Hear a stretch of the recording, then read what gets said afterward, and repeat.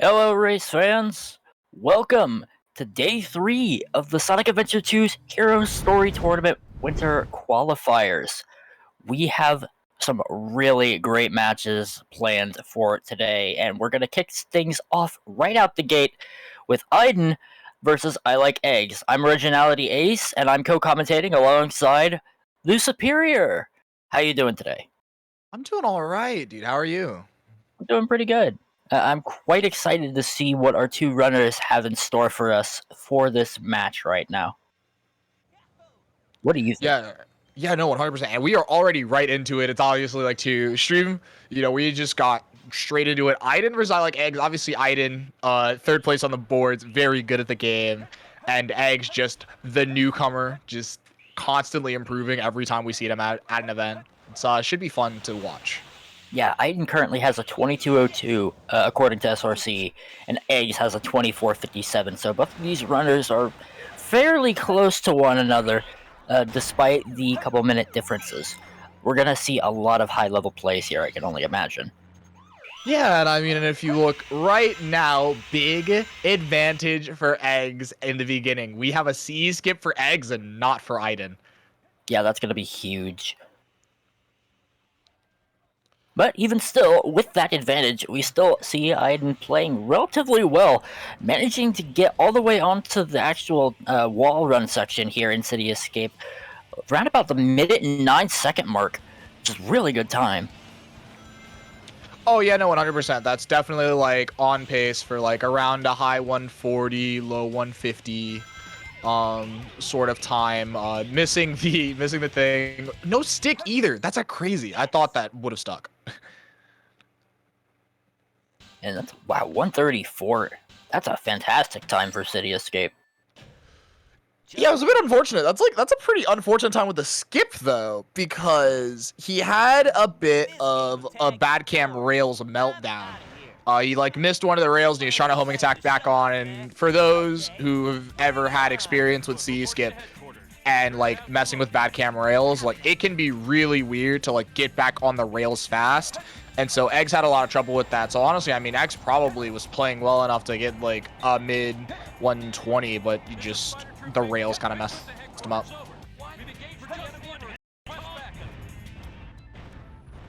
And that's a 2167. Remind me again, what's the frame perfect Bigfoot fight? Should be 2139. So not that far off. Yeah, no, if you're getting 21s, like, there's definitely no issues. Ooh, we are resetting Wild King and Truck P1 on the side of Eggs. Try to look for some free pieces. Doesn't really get a ping until he gets all the way up to the top. Thankfully, he knows that spot where that robot is, so he can easily grab that. Swirling Arrow P2. Aiden also having green ping, also getting Wild Canyon track, but choosing to not reset it. Yeah. Front of a mountain with red and green stripes. That's a really good piece. I'm surprised that he actually didn't see that one on his way up. Well, it makes sense. So, on the way up, when he was looking for pre-pieces, his camera was actually turned away from that. So it was actually very easy for X to not see. And same thing when he was going back, looking for pre-pieces on the way down, he went really quick downwards to check for free pieces, but going to his piece 2, but was not able to actually look at the right side of that in front of a mountain. So it was really unfortunate. Really unfortunate set for Aiden. I guess not taking Wild Canyon track P1 was a pretty good decision for Eggs, as he definitely got the better set of the two. And a clean Eggman 1 fight as well. My gosh. Now we do know that Eggs here actually has had some previous match experience in this tournament so far. He already won in his previous match that he went up against Nug Runner and managed to knock him down into the loser's bracket. But this is actually Aiden's first match due to him placing very high in the seeding. So this is his first exposure in this tournament to any competition. Yeah, but I'm not unsure if this is Aiden's first exposure to an HST in general. I'm pretty sure that, that I would assume that he has probably taken part in others. And then, again, just in general, his general experience playing the game is just a lot higher than Eggs, who is very similar to me in the sense that they are like a Sacer Zoomer. So there is still could be a bit of an experience gap, even if you want to talk about that on Aiden's side. Oh yeah, for sure, naturally. Then whoever wins this match will actually be moving on to the quarterfinals, and they'll be facing off against Ninja Frog, and the loser will actually be going up against Turtles in the loser's bracket. So both of these runners, depending on who wins, they're going to have a very interesting match ahead of them going up against Ninja Frog. Yeah. Ninja Frog, of course, obviously very good runner. Basically the next 22 contender. It was like super close, 23.07 or 08 on the boards, I believe, and it's just, very solid. Like that will be a hard race for either of these two. Both these runners are playing through Prison Lane quite well. It's really clean, but oh, Commentator's curse. Commentator curse. My fortune. I'm so sorry about that. Darn. Oh, and he gets the double okay. Gotta love that. So, 132 versus 140. Now, that is a huge amount of time given towards Aiden. It's super clean Prison Lane. You're getting, like, low 130s, 130, 131 to, like, 133. Like, you are pretty happy with that at Aiden's level. Ooh, he's got a little extra airtime there he wasn't trying to get. But definitely for sure, Aiden getting that much better time in Prison Lane, that's definitely going to claw him back some of the distance that he had against Eggs from Cityscape and Wild Canyon. Woo. Whoa.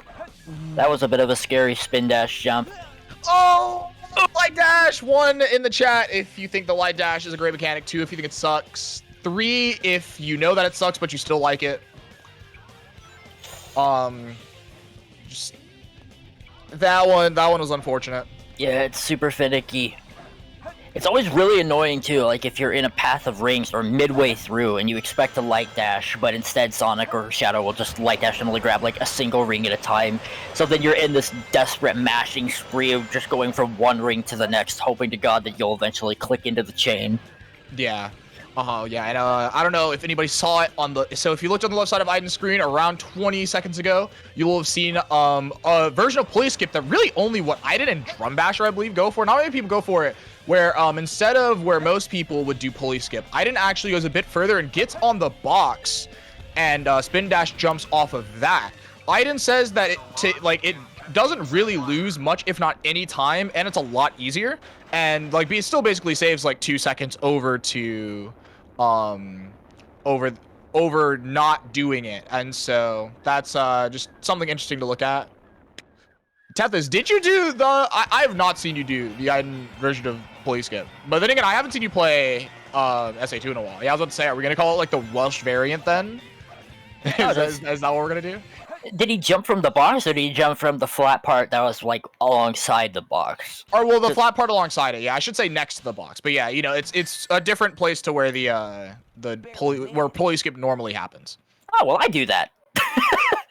I'm keeping it a buck. I didn't know it. Yeah, it's been around for a long time.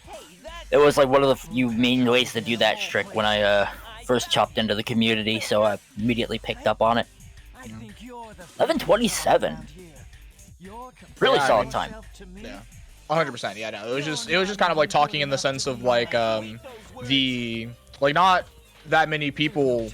Like again, I mean, even if we talk about all the people that do it, it's you, Tethys, I think Drum, and like Aiden. That's like 4 people versus like the 20 people that are doing it in the other method. So again, it's still like the less common version, but yeah, no, it's pretty good, and I feel maybe some people may want to look at it. Both runners managing to get an 11 in that boss fight, only frames apart from one another. High level play is definitely here. Oh yeah, no, 100%. Both of these runners playing good, and honestly, I do want to highlight Eggs though. Outside of that really unfortunate light dash that cost him over 20 seconds, Eggs got a 122 Metal Harbor right after that, having to load back from the beginning of the stage. So without that death, Eggs would have only lost a second to Aiden. Again, Aiden, extremely good. So again, Eggs is can still kind of hold his own, but yeah, losing his early CE skip advantage is really unfortunate now loading into Green Forest. I can only imagine that we're going to see both these runners go for Green Forest wall run or task run to some degree. Yeah, listen, I don't probably go for Task Run. Eggs, I'm pretty sure knows Moonshot. I don't know how much Eggs is really going for it. I feel like he may have to in here, but we may only see Eggs give it like 1 or 2 goes, where Aiden may just go until he gets it, because he knows that he can do it. And here we go. Not a good setup for Task Run, however, still a solid wall around, and here we go with the Moonshot. Looks pretty good. No hover frames even require, no abusive hover frames required. Just kind of going. Yeah, very clean movement all around. Manages to land in just the right spot on that loop as well, so you can maintain his speed carrying on downward. Is he going to go for Air Jordan to take the spring? Simply safe, taking the safer strat of the two, completely understandable. Getting him a 121 in Green Forest. Solid time. Eggs, unfortunately, opting instead to just simply climb up the tower around the tree instead of actually doing a wall run. Yeah, no, and also completely understandable wall run. Not the easiest trick in the world. Probably like some of like the hardest in terms of like some of the bigger time save strats. Oh no, really unfortunate. But yeah, no, wall run, one of the harder time save strats that like saves a ton of time in Hero Story. So not going for it is completely understandable. Eggs did have a pretty fast climb up the tree considering he got the early storage strat as well. Yeah, the English challenge is hard. Sometimes words fail us when we're watching incredible runners like these two go head-to-head at it. Yeah. Aiden actually did get a really good P1 into his P2.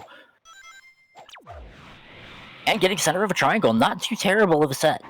Oh yeah, no, this is very, very solid of a set. That's not at all you're pretty all right with a 36. Like anything under 40, you're not really too mad at. Now the question is, what is Eggs going to get here? Opting to not try to grab the hint, just grabbing the upgrade straight out the get-go. Let's see. Looks like he was doing Twin Skulls check just to make sure and see if he's seen anything. Gets turns but doesn't turn. Gonna have to head on up over to Ghost Train Mountain here so he can actually grab that. Yeah. Right in the middle of the turnstile. Piece run grab. We'll see what this piece 2 gives us. Pumpkin Family.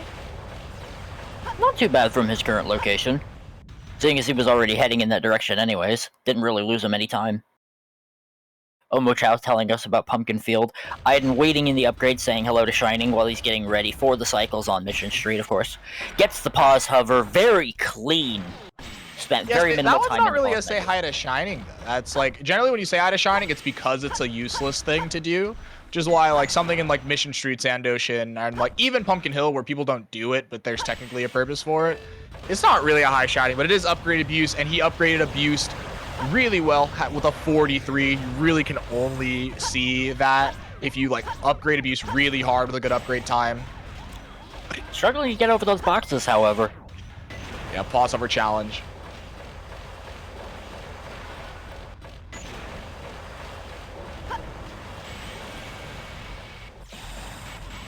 Ooh. It almost looked like he landed directly on the launch pad instead of trying to land on the bridge there for safety. Gets pause hover. This is going to be tight. Doesn't look like he feels confident enough to go for that. Opting to simply take the half cycle. Completely understandable. Definitely would not make it at all. It was way too low. I don't even think like a crazy pause hover could give it to him as well either. So yeah, no, just opting for the half cycle is still fine. Eggs with a mid 52, also pretty solid. Oh no, but we jumped the gun a little bit, so we are not going to be able to make this cylinder cycle to help us with zero cycle. This is going to be really, really unfortunate. Clean transition onto the road there. Have you ever gotten stuck in that small section where the roads are tilting like that? Not like super stuck. But I have seen others get stuck, and I mean, I've seen others die.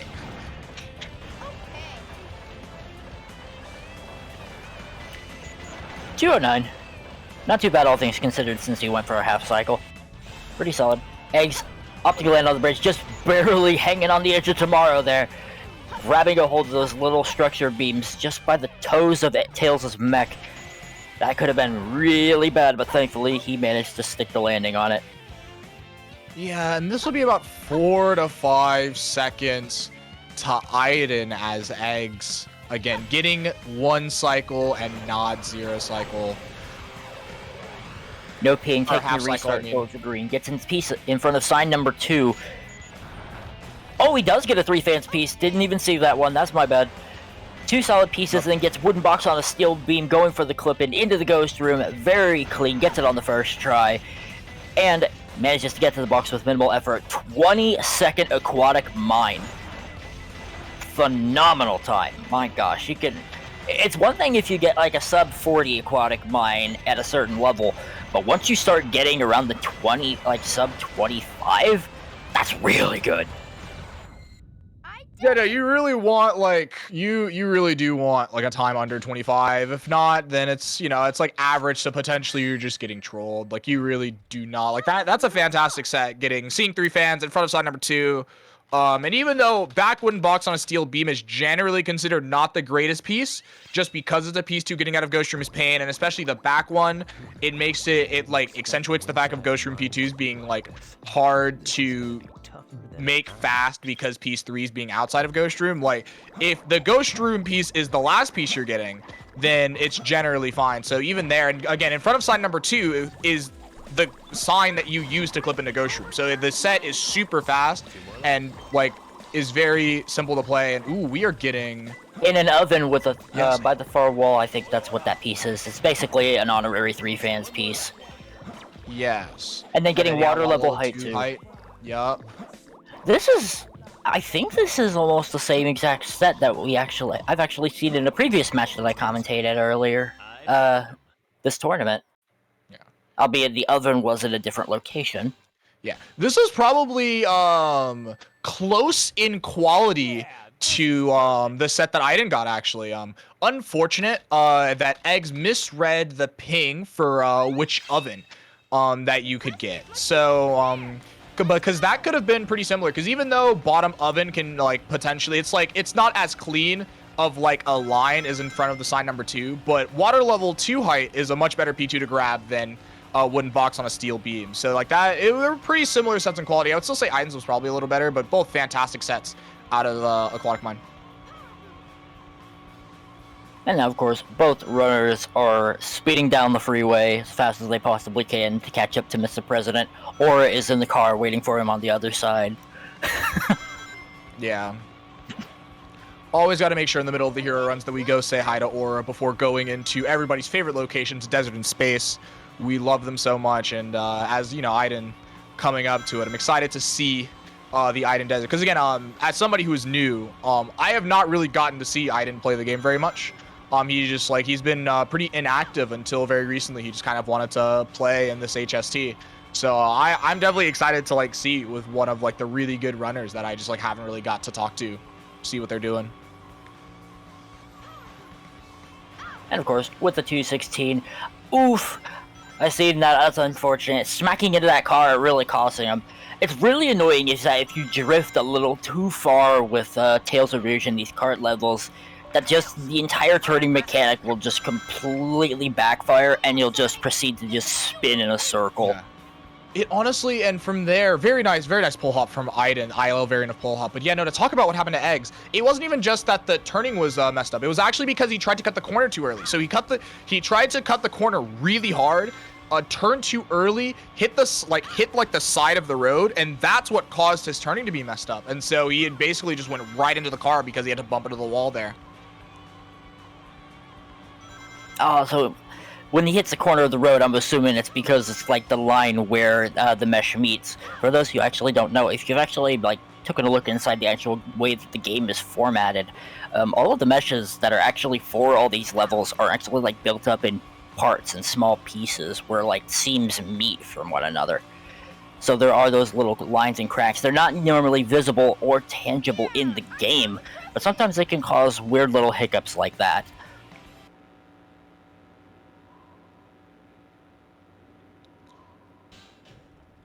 But yeah, really unfortunate. I lost Eggs a ton of time. 219. You're definitely not, like, that definitely is something went wrong. You generally, like, in between 213 to like 216 is generally what you want to see. Generally, like, something went wrong for you if you're getting beyond that side. Like, again, you saw that him hitting the wall and the car back to back just loses so much time there. It's so wild seeing how Eggs went from being significantly ahead of Aiden at the very start of the early game to now having an exponentially large fall behind here, like over a minute in terms of actual lost time. He's gonna have to play extremely well and hope that his opponent has some falters in different levels to cost him enough time for him to get a chance to catch back up. But we have seen many swings this tournament, so anything can happen.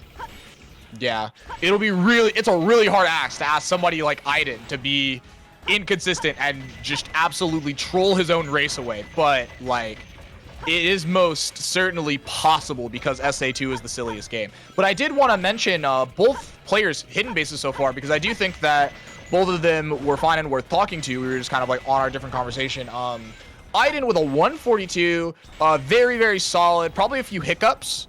But again, still nothing to be mad at. And also Eggs, if you guys saw the beginning of Eggs using the WEG route to get to axle jump a bit faster than the normal variant people were doing. Very solid from Eggs. And after that, you know, just generally playing a pretty solid game of hidden base right now as Aiden is halfway through Pyramid Cave, hitting about 59 to a minute check. Pretty solid. You definitely can see 120s from here. We'll see what Aiden does at the end while Eggs ends his hidden base and enters Pyramid Cave. One thing that is rather concerning, though, is Eggs' actual life count, given his current circumstance. He only has 4 lives in his inventory. Technically 5 if you count 0 lives. By the time he actually gets into Death Chamber, he's going to have to hope that he gets some really good sets, like, on standby. Because otherwise he won't have a whole lot of lives and he'll have to just play for the Pog. He could snipe a bunch of them here in Pyramid Cave because there are a vast majority of the extra life capsules in your direct line of path. Just to actually reach the goal, don't gotta go too far out of your way. It could definitely help him out here.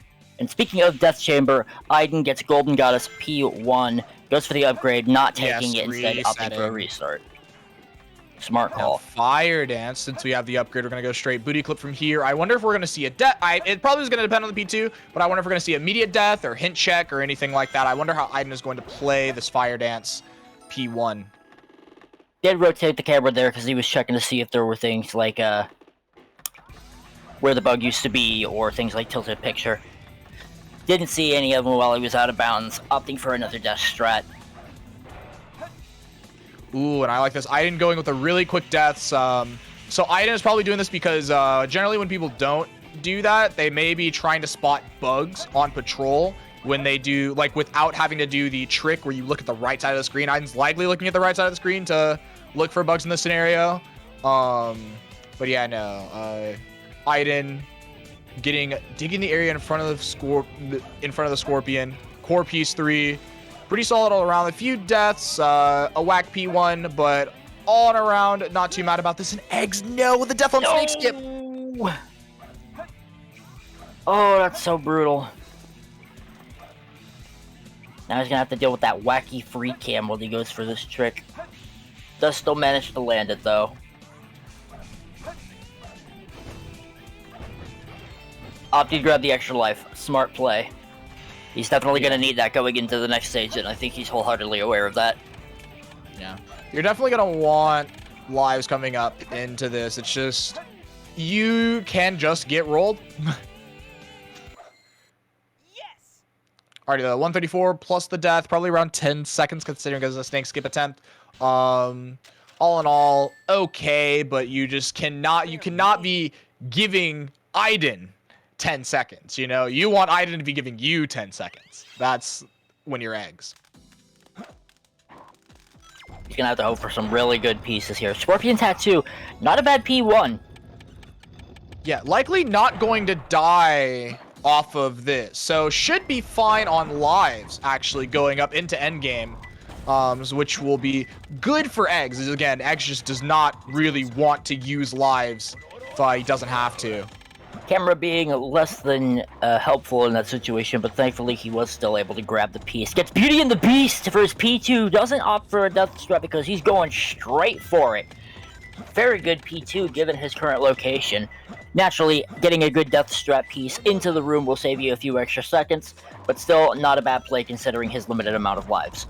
But you know, it's fantastic though, because again, in C, you're about to see X booty clipped under the red jewel. Scorpion Tattoo can give you red pieces, but the dash strat odds are actually not very good on Scorpion Tattoo and Pattern Shorts, the two front core pieces, as compared to the back core pieces that you would expect, like Big Marshmallow, Embarrassing Place, and Shoebox. So yeah, no, you definitely do not want to take a death unless you really want to play for the Pog, because the odds are honestly just not that good on Scorpion Tattoo.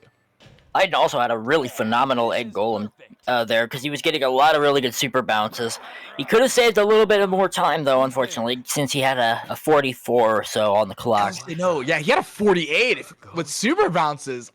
That's honestly, that's a little unfortunate. 48 is like pretty all right if you're using profit bounces, but no, that honestly is a bit unfortunate. I don't think Ian's happy with that. Yeah, you would like to ideally get something that's obviously sub 30. Trying to go for hitting the Quan doesn't unfortunately get it. Simply just going on ahead and just taking the death strat to go for it for the second time. Not opting to attempt for the right side. Completely understandable. Yeah. But obviously, of course... Eggs whipping it! But Aiden does get out of bounds with Bofa. Yeah, it's like Bofa is significantly easier than the Quan, so getting out of bounds is super easy. You definitely expect someone like Aiden to get it on the second try every single time. But yeah, no, that was such an unfortunate reset. Another 20 seconds given to Aiden. It's so unfortunate. The difference in the lead has grown larger and larger ever since the turnaround here. He's gonna have to hope for an absolute miracle here if he wants to turn this around. Does manage to get the one cycle on his second attempt of King Boom Boo though. Aiden obviously flying out of bounds close to the goal ring at this point. Yeah, no, we're getting there probably around another 10-ish or so seconds from as I finish the sentence. As Eggs also enters Egg Golem with the profit bounce. His first one looks pretty clean. During this, you definitely want to hit this before Egg Golem starts his next cycle. Oh! You gets no! it. Oh, no, he goal rings! That's a big opportunity for I Like Eggs. Not the Ligma. No. Oh no, but Eggs falling into the pit, making this worse. No, this is your time to save time. I didn't have a 48. Eggs gonna save time off of this Egg Golem. And because he started all the way back at the start, the bosses are going to respawn back in the same position as before. But he does manage to get out this time after restarting from the goal ring. Oh my goodness. This is definitely the kind of hiccup that Eggs was definitely looking for. This could save him a good chunk of time, but he's gonna have to play extremely optimally. He has no choice here but to hit the Quan if he wants to catch up significantly to his opponent. Yeah, no, and even then, it's still not enough. There's gonna be so much more that needs to happen here. Aiden has one life. We need, like, crazy we need CGSS fail into game over into doing it again. Like, there's still so much more that has to happen here, but I mean, at this point, it might be able to.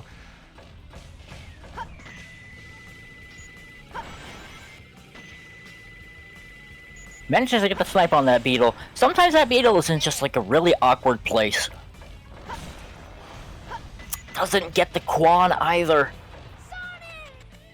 And Aiden managing to get the goal ring the second time around.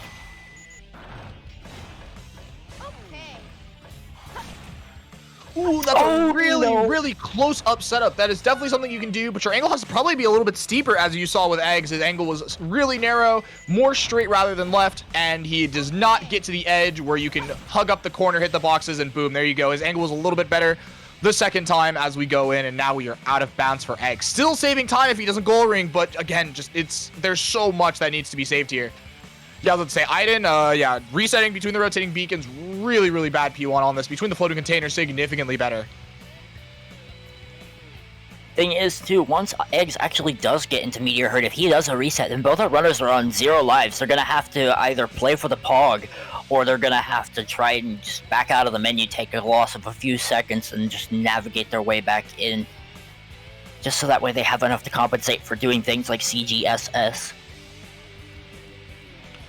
Yeah, no, I'm pretty sure for both of these runners at this point, generally, you know, if you're like a 24 runner and beyond, like, you have to. Oh my God! Wait, look at this stuff from Aiden behind the star. From between. Yeah, so that's a lot that you get. Mid top. Again, that's what you do. Like from Guns Machine, you still do want to check it because there is a hint right next to that big boy artificial chaos, so you can like see that kind of thing and even see the ping beforehand before dropping down. But you know, for both of these runners, you should be confident enough in your CGSS to know that you really only need 1 or 2 tries. There is a life as long as you don't hold any directions off of the first tube that kind of like sucks you in. And so they may both honestly just gun for that, especially for Aiden, where Aiden's like, man, I've messed up far too much. I need to go get this over with. Where you may see that Aiden only just takes his, essentially 2 tries at it, and in front of the weight elevator. Container that doesn't float. He's gonna back out. Both those pieces suck. So yeah, he's gonna tab out here anyway. Aiden had a bit of a hiccup in his Rouge fight as well because when he landed into the fight, he was facing the wrong direction. Wasn't going straight ahead. So when he tried to go for that quick hit on Rouge, completely missed it. Had to opt for a backup hit. Yeah, still getting a 15 though. Pretty solid, all things considered. Besides that, and mid into bottom. This is when we get scared. This is when we all get scared. It could be another mid piece. Oh my goodness, the speed shoes. Now imagine if it's bottom. Oh, and it is! Middle of the rotating beacon. That speed shoe coming in clutch. Oh, now that's convenient.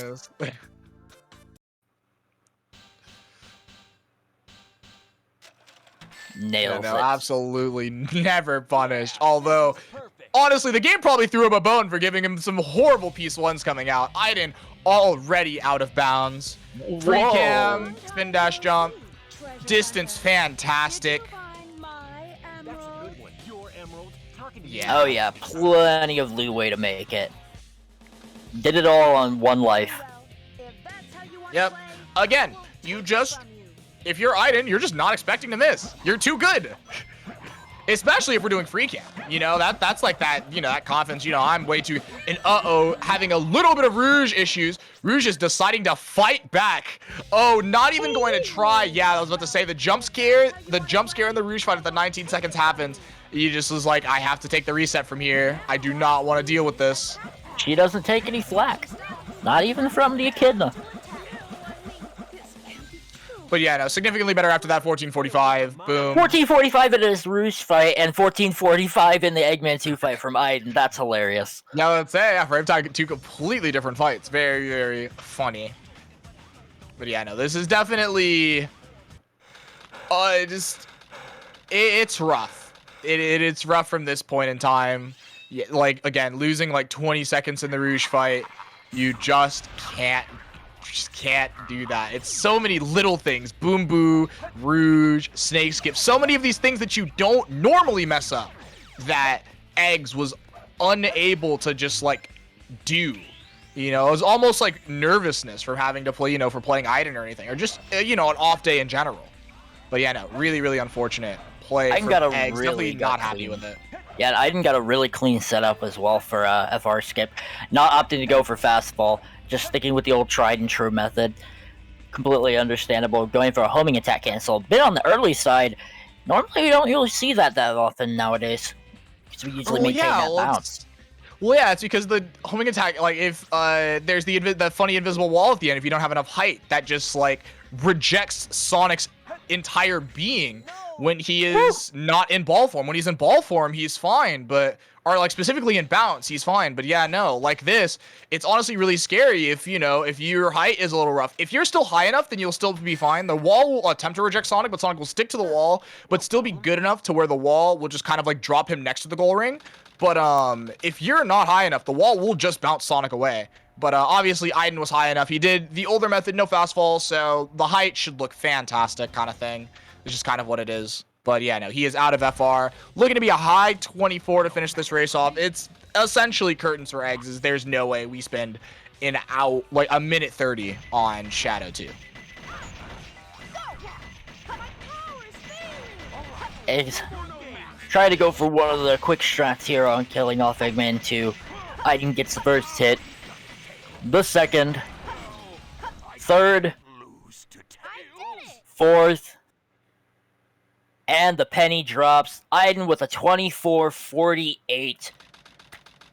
GG's to Aiden on his run. He will be moving on to the next part in the winners brackets, where he'll be facing off against Ninja Frog. I like Eggs being bumped down into the losers bracket, but he's not out of it just yet. He still has a chance for redemption. He's going to have to face off against Turtles in order to maintain his seeding here. But great run, all things considered, from both runners. We saw a lot of incredible plays, clean movement in several stages. Again, another incredible turnaround from the start of the game till now. This was a good race. Yeah, it was a solid race. We did get to see, like, we saw, like, relatively solid gameplay from both runners. If we're going to be really honest with ourselves, this race was Mad Spaghetti, and neither runner is probably that happy. They're probably okay with it. They're not too mad, but they're honestly not, they don't feel the craziest about this race, either runner. But, at the end of the day, like, there was still some solid gameplay, still some good moments from both runners that, you can still be happy with and take away. But, of course, Aiden still going to be fine that even though he played this spaghetti, probably comes home with the win. But yeah, no, it's just kind of how it is. This game is very silly. A lot of things can happen, and, it's very difficult as a game to play. So it is what it is. Eggs having to take a bit of a turn here to avoid hitting the kill play, and he should have maybe just enough height to squeeze right by that wall. And he does, managing to grab it at 26:05. Now all that stands in his way from the end is Shadow 2. Huh, no problem.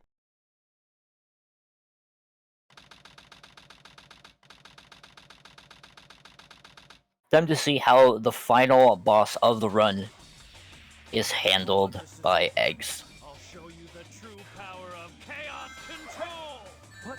control. The first, the second, hit him for the third, 4 times, and that's time with a 26-22, 1677 on Shadow 2. Yep, GG's to Eggs as well. Nice and clean to finish it off.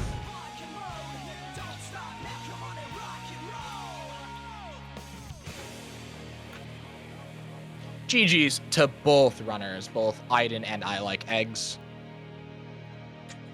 Doing their thing today.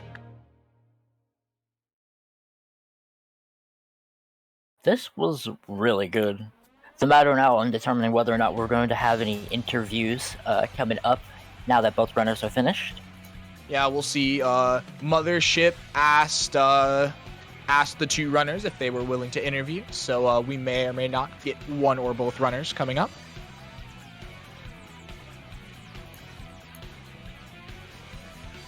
Ooh, and there's I Like Eggs.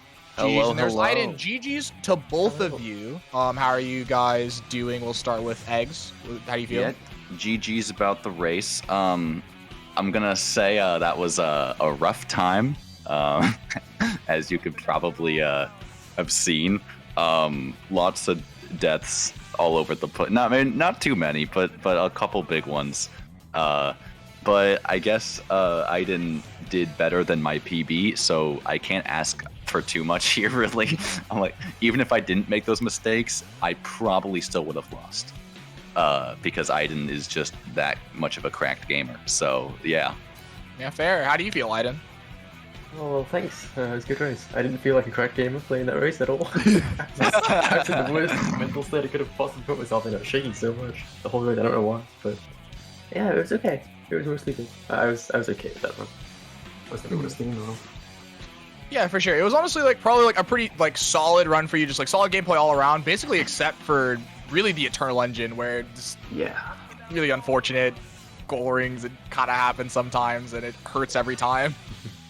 Yeah, definitely. I've never really done a race where I've missed C-skip and then got a bad Wild Canyon as well, immediately afterwards. That really hurt. Yeah, no, it was what, a 29? Yeah, it was plus 45 or something. It was. Yeah, no, we're super unfortunate. But yeah, no, I mean, again, other than that, it was pretty solid all around. Just nothing to really be mad at. Is there anything else that you would highlight or talk about that was good or bad when you think about it? I was really surprised at the start of the Rouge fight, actually, because I wasn't facing the right direction. Because I'd forgotten that you can move for 1 frame before the fight starts, and I was practicing the CGSS inputs, and Knuckles was just looking off to the side. Yeah, no, actually, Ace had pointed that out. Yeah, no, it was like, so I was like, made it just a little bit scuffed, but I mean, you made it out Yeah. unscathed, really. How yeah, no, how quickly did Aiden claw back the lead from City Escape Skip? Out of curiosity. It would have taken more time, but that light dash. Metal Harbor happened. That yeah. light dash Dude, messed you up. Okay, people talk about that light dash. I've never messed that up. Like, I thought it was like, oh, this is free. Like when you like jump, you go like really far out into like a, you know, and like light dash the 1 ring for some reason. That's never happened yet. I think it's happened like terrible. Once in practice, like forever ago. Like I've never had that happen in a run, and this is the one time where I don't know, somehow he just light dashed the 1 ring, and I'm like, oh, okay, 20 seconds, bye. Well, that's another good, yeah. Yeah, no, yeah. What TSD said in the chat, yeah, it likely would have been around Pumpkin Hill where Aiden would have caught up. Because also, you had a 122 Metal Harbor after the reset, and I want to say Aiden got a 121. So, like, those were relatively similar ILs. So, yeah, Aiden would have picked up some in Green Forest, probably about, I think, like 15 seconds from there. And then, yeah, the Pumpkin Hill sets probably would have brought my Pumpkin Hill wasn't great, I don't think. Yeah. I got a 42, looks like, yeah. So, like, it was nothing too crazy. That was interesting. I hit C Escape Skip, and then I saw that Aiden didn't. I was like, oh, I might be ahead for a little bit here. Cool. Awesome. I didn't have to stream open at all. I had no idea. Oh yeah, I mean, I watched occasionally. After Metal Harbor, I was like, oh okay. I kind of just stopped watching the stream. I was like, I'm just gonna play the run, and what happens will happen. Yeah. Yeah. Timing on some of those cutscenes was honestly really funny, though. I noticed that you waited just on a split second from the Knuckles and Rouge fight, just so you could easily toggle in the breathing during the typewriter text just going on screen. That was kind of weird, honestly. Like Knuckles was just breathing. I'm like, oh, oops. I don't know. That was kind of goofy. I like how sounds will just like play during that typewriter text. It's pretty funny. Yeah, you can do that with the music in certain fights as well. I'm assuming it has to do with like getting the input on like the same frame that the music is supposed to kick in. Yeah, I usually the music like plays through the typewriter text for me. Yeah. Yeah. But yeah, that was an interesting run. It was. I thought after Metal Harbor, I was like, maybe I can like play close my PB, but then things kind of happened in Desert, and then Rouge happened, and yeah, it's kind of went bad from there. Yeah, no, and it was really unfortunate because I feel like for you, again, a lot of these like little mistakes, you played pretty solid, and a lot of these little mistakes were things that don't normally happen. So again, like the Rouge fight, that light dash in Metal Harbor, snake skip deaths have to be very rare for you. The Boom Boo reset. You know, like dude, I've messed up Boom Boo in both my races now. I have the King Boom Boo virus. I don't know. Oh no, we cannot. That's the virus we don't want. Someone said this in comms like yesterday. I think like if King Boom Boo is like free, and then like randomly out of nowhere you'll just start messing it up consistently. Like it just happens, and I don't know why. It does. Yeah, no, and then like you have it for like the day, and even if like whether or not you practice it or don't practice it, like the day after it's fine, it's gone again, and like you don't see it for like another like a year, and you're just like, oh, okay. Yeah, and you're just like, it just comes out of nowhere when you don't want it. It's rough, but hopefully I can make a good run through losers bracket and clean up try to see some of the issues. It'd be fun to see you in the summit to see if you can make the top 20. But that's the goal. Yeah, to do that, you'll have to go through Turtles first, and then the winner of May and Papa Bear after that. Oh, interesting. So that'll be part of your loser's path to get through. From there, it'll be a little bit, but yeah, no. So that'll be your path. It's very possible May and I will have a rematch after the autumn qualifier. Oh, did you guys play that's right. We did, yeah. I think if I remember correctly, she was ahead for most of it, but then she had a CGSS moment, and I pulled ahead. So it's still, chances are that I would lose that matchup, but it'll be interesting to see if that happens. Yeah, for sure. And then for you, Aiden, you'll be playing Ninja Frog. So I don't know how you feel about that. Yeah, no, that should be a fun one. Yeah. Yeah, definitely. Yeah, no, looking forward to it. If there's any last things that either of you would want to say, probably starting with Iden, we'll do that before we close out. I don't think so. I think it was a good race. Okay, I enjoyed cool. myself. Eggs? Good to Yeah. know where my mindset Yeah. should be going forward. I think. Cool. Yeah, good race. Thanks for the commentators, as always, and thanks for the organizers and all that stuff. But yeah, We were happy Alright, to get then, the chance cool. to cover this race. Yeah, no, it was a good opportunity. It was a fun comment with you, Ace. Absolutely. Fun commentating with you as well, Superior. But Yep, make and sure stick that you around all for stick Katie around, versus yeah. Zane. Yeah, Katie versus Zane next. That's going to be a really good match. And then after that match, we've got an interesting grudge match that will also be happening, which is Geek versus Tethys. Those two have played against each other before in the past. And this is going to be like a sort of run back and see who's going to get the victory this time around. So make sure you stick around. Don't touch that dial. We've got more amazing races coming for you. Stick around. All right, peace out.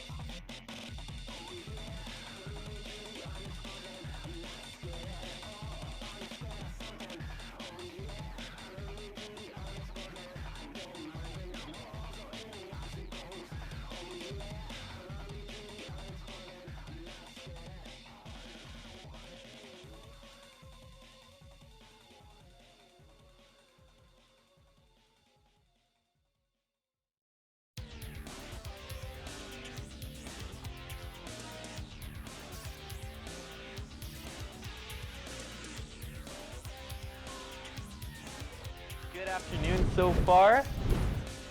How are you feeling, Jazz?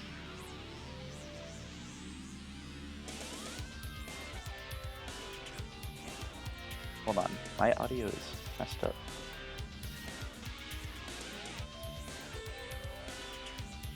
How's it going, everyone? We're about to see a match between KD4 and Zane. KD4, of course, being the undefeated champion from last year's tournament. And Multiple-time world record holder in this category as well. And then we have fighting game player Zane as well coming in. It's gonna be a good one, because I mean, you never know.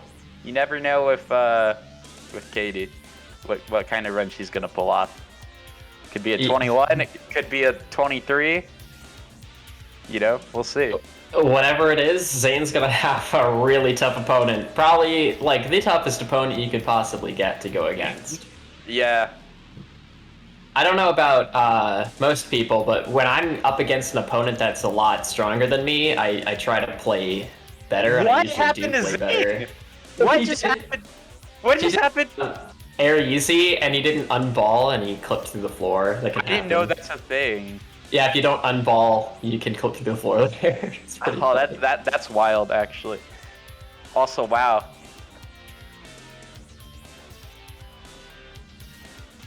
Taking a look at Katie's splits, 1934 SOB. I never realized that her SOB is that low. Yeah. That's crazy. Yep. That means like her record is something like a minute and 40 or a minute and 50 seconds. Yeah, about a minute and 50 seconds behind her SOB, which is pretty much like what you expect. Actually, it's a minute 20 behind her. Oh, is it? Yeah. Oh, yeah. Okay, so yeah, she was very lucky in her PB. Like the RNG was really good in that run. Yeah. I just watched her record last night with my brother to nice. show him the record. Good. Oh, and it's looking like we have audio. Before we did not have audio, so now we could actually hear the thing. At least my first time commentating with hearing the audio and stuff. So we're gonna hear some of the banger ADXs if either or have them.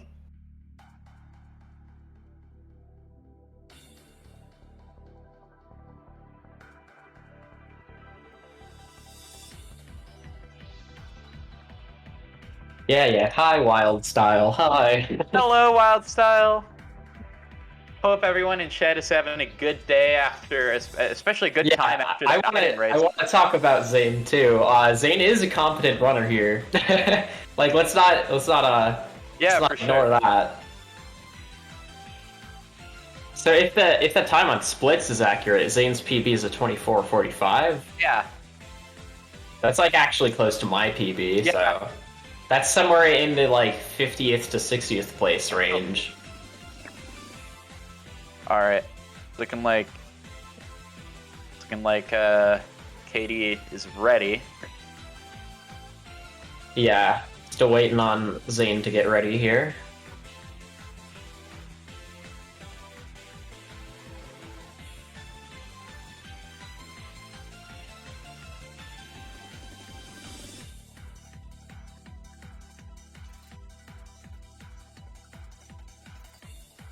Now, of course, in this whole tournament, in the last year's tournament, Katie went completely undefeated. So if anyone even beats her in a single race, like that alone is quite the accomplishment. That's a huge accomplishment, yeah.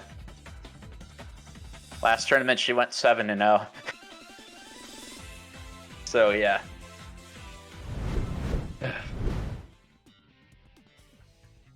All right.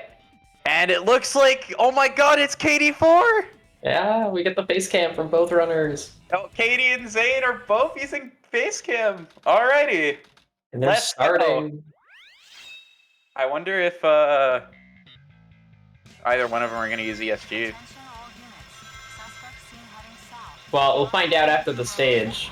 Katie going for that really nice double jump off the first ramp. Just gets you some extra airtime.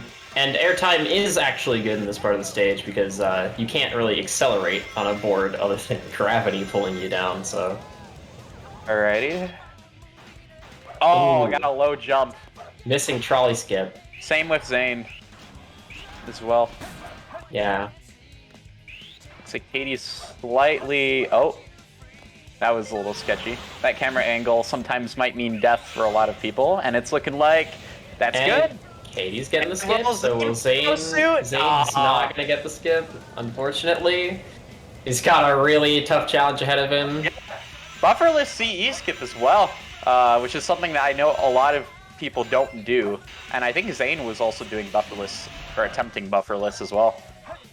Oh, sorry about that. Yeah, Katie's really well known for going for bufferless, and she's also really consistent at it, so it's quite nice to see that. For sure, for sure. Although, for her, surely this must be rough CE. Yeah, I was just thinking that myself. This is definitely not up to her standards. And of course, the moonwalk. There we go, 124.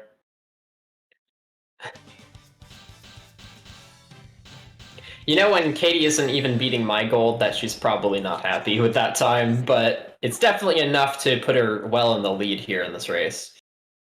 Actually, what is your gold for CE? It's like a high 123. Or V1, it's a low 124, because I do a buffer for the skip. Finally decided to show up, eh? Okay, bring it on. Bigfoot reporting to headquarters. Intruder Looks like, Alright. Wait, did Katie have ESG on or no? I couldn't tell. Oh, here's me not paying attention. Because she usually has ESG on for attempts. I don't know. Also, wow, frame perfect. Nice match there.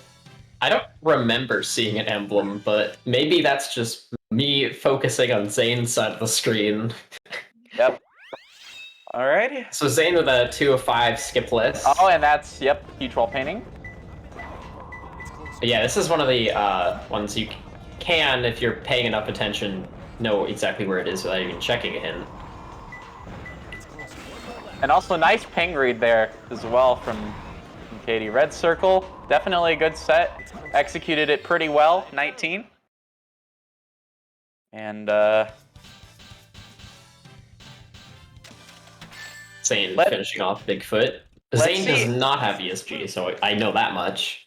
And we'll see. We'll see. Yeah, she does not have ESG. So, okay, so this is going to be pretty paired up RTA, assuming they, you know, the lead changes. Let's see what kind of Wild Canyon. Oh! Okay. Bottom of the wind tunnel. Oh! And okay, he got it. Okay. I was a little worried. Yeah, wow. Oh, this is a good set. Yeah, that's a great set. It's gonna be the far one, but this is still like, it's gonna be the far one, but this is still like a great set for sure. And they pretty much have the same Wild Canyon. Actually, Zane's slightly faster.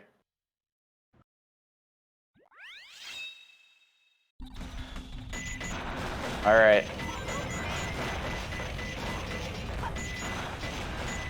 Katie's prison lane is usually pretty good.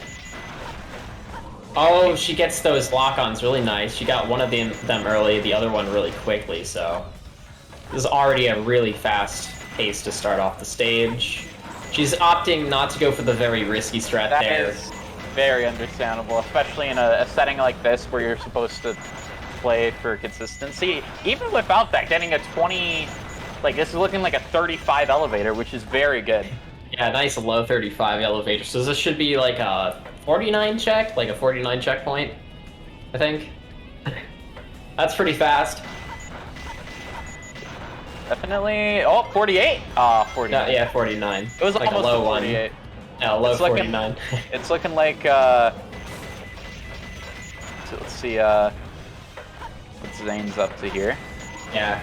Looking like his- not doing the tiny optimization off the little thing Yeah. to start the. Oh. Okay. I can't words.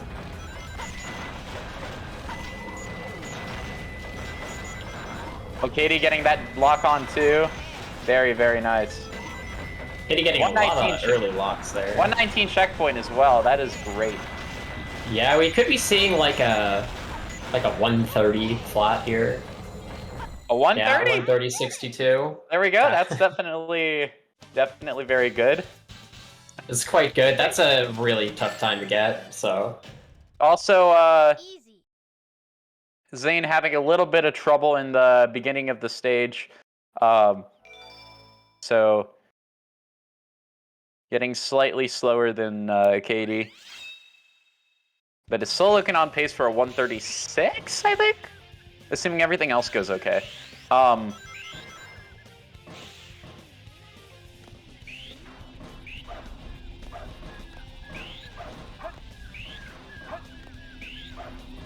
And are we gonna see a loop are we easy? seeing an 1860 upgrade? That's quite good. Fantastic. Yeah, I'm wondering if we're gonna see her go for a loop easy. Loop easy, of course, being quite difficult, but she's known for going for it. And Looks like she is. Oh, but she doesn't get the jump. Really doesn't get the jump off the wall here.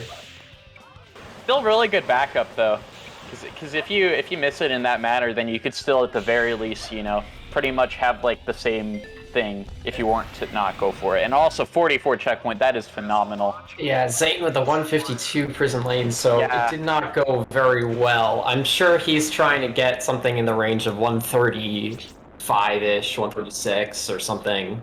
So, yeah, you don't really like to see that. It's looking like Katie is gonna get a 116 or 17 Metal Harbor, something like that, given her rocket time, and it is a 117. Very good. 117 is a phenomenal time. Like, honestly, that would be a very, very good time if you weren't going for loop easy. And I think that loop easy she did save like a small amount of time, but did not save like the full like 2.5 seconds that it can save. Yeah, for sure. Looks like Katie's bored. She's just on her phone. While the cutscene plays. Meanwhile, Zane not going for pulley skip. Zane playing for the safer strategy here, just going through the back of the loop. I think you're the fake hedgehog around here. You're comparing yourself to me? Huh. You're not Now, even- knowing Katie, she'll do the spin dash strats here for Shadow Oh, 1. and then now, yeah. You won't even get the chance. I think that's a 59 rocket for Zane. I'm the cool. Oh, I see. Darn. Ooh, Yeah. 1129. Okay, so like that's decent. You can get that without the spin dash strats, but that's still like That's like a point- decent fight. That's like 0.35 behind frame perfect type of lead. So yeah, so one frame roll, in other words. yeah, If you get the joke, if you get the joke, yeah. right? Because that's literally what it is. 0.35. What did that say? She pulled something up you on don't her need phone. to see a woman get her something on. I did not catch that, but I rewatched the Twitch stream. smart. It said, "I hate to get a woman on something." I don't remember what the word was.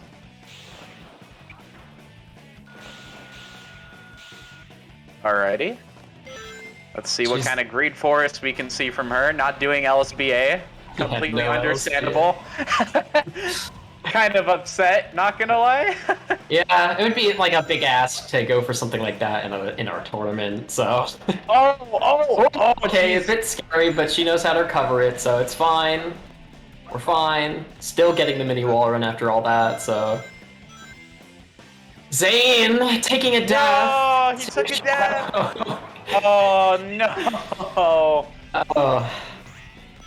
Alright, and Katie taking the checkpoint. Oh, he was is she landing gonna a bit try for high. the task run with this? Oh, and she does. She gets the task run even with that Fantastic. really high landing on the tree. Yeah. That was a actually really cool recovery. The way that she maneuvered that, like she kind of just like went down a little more. Also, the light dash kind of slowed her down there. And also 115 Green Forest, phenomenal once again. Another great run. Even despite the beginning she had, like the scuffed, like, you know.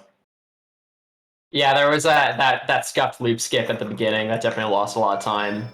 Yeah.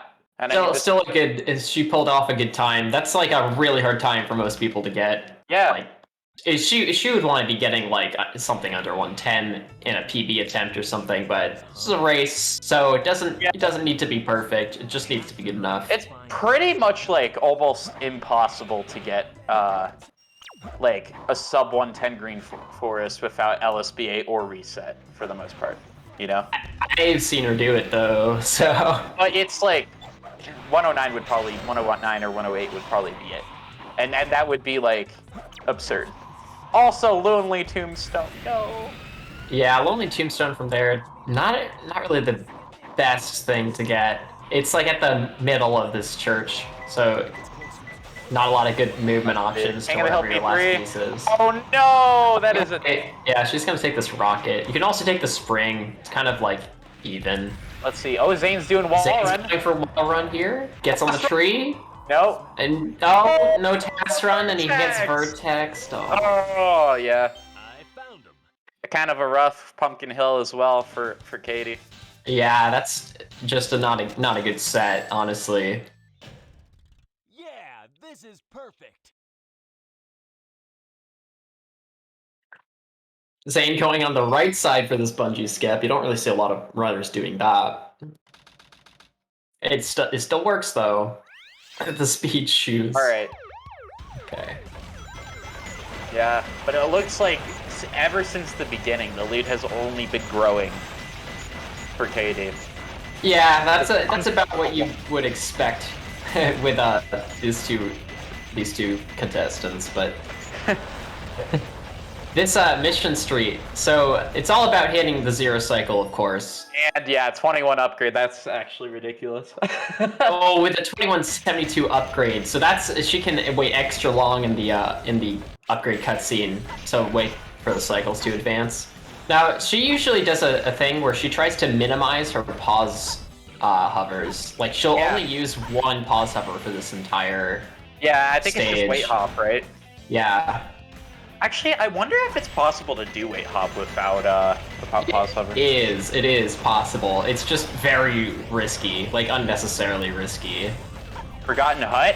Oh, we could see an IL set here. No, it's the other one. Yeah, it's the wrong Forgotten Hut. I don't know if it's just me, but Pumpkin House Story Style IL set is like one of those. It's like the IL set that like I feel like the least people have gotten that are like hero story runners, you know, because obviously, you know. Yeah, I've never had it. I'd say Pumpkin Hill and Aquatic Mine are like the two IL sets that like most Okay, so people. this is definitely not the one at Ghost Train. It's gonna be the one at Church, probably. Is it not? Yeah, it will. Oh, it yeah, no, it is. is. Okay. It is. Okay. Okay. Yeah, it's finding the piece here. looks like Zane and Katie got very similar Pumpkin Hills. Unfortunately. Yeah, I think Zane might have misread the hint.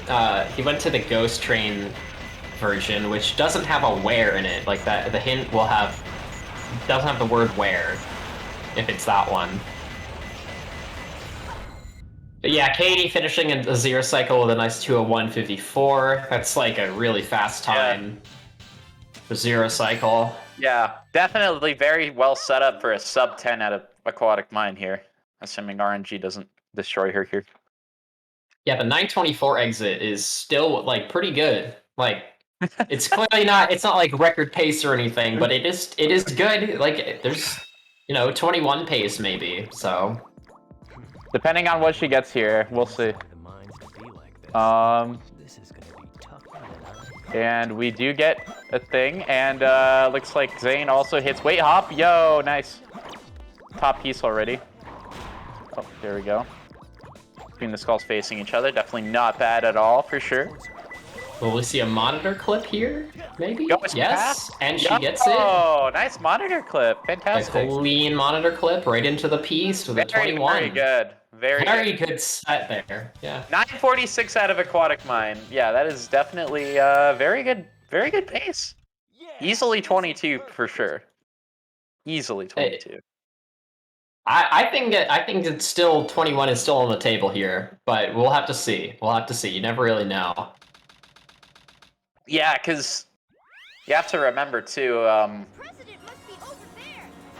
Oh, let's go. We have the Living in the City ADX. Love to hear it. Love the Sonic R ADXs. I feel like a lot of people have those for 101 and 280. So Zane's opting for a half cycle here. It looked like the cycle was just not going to be possible to make for 0, but half cycle is still like the next best thing you can get. So yeah, for sure. Oh, is this? It's what is HH this? Greg. Yeah, it's the HH Greg song. Yeah, It's the mashup with HH Greg. yeah, the Silva Gunner mashup, I think. Yeah, she's well known for this ADX. So many LCD TVs. Yeah. In July.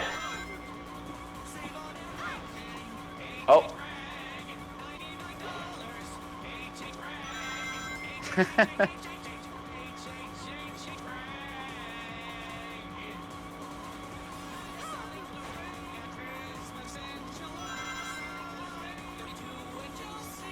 So I missed it, but I missed what ring route she's going for here.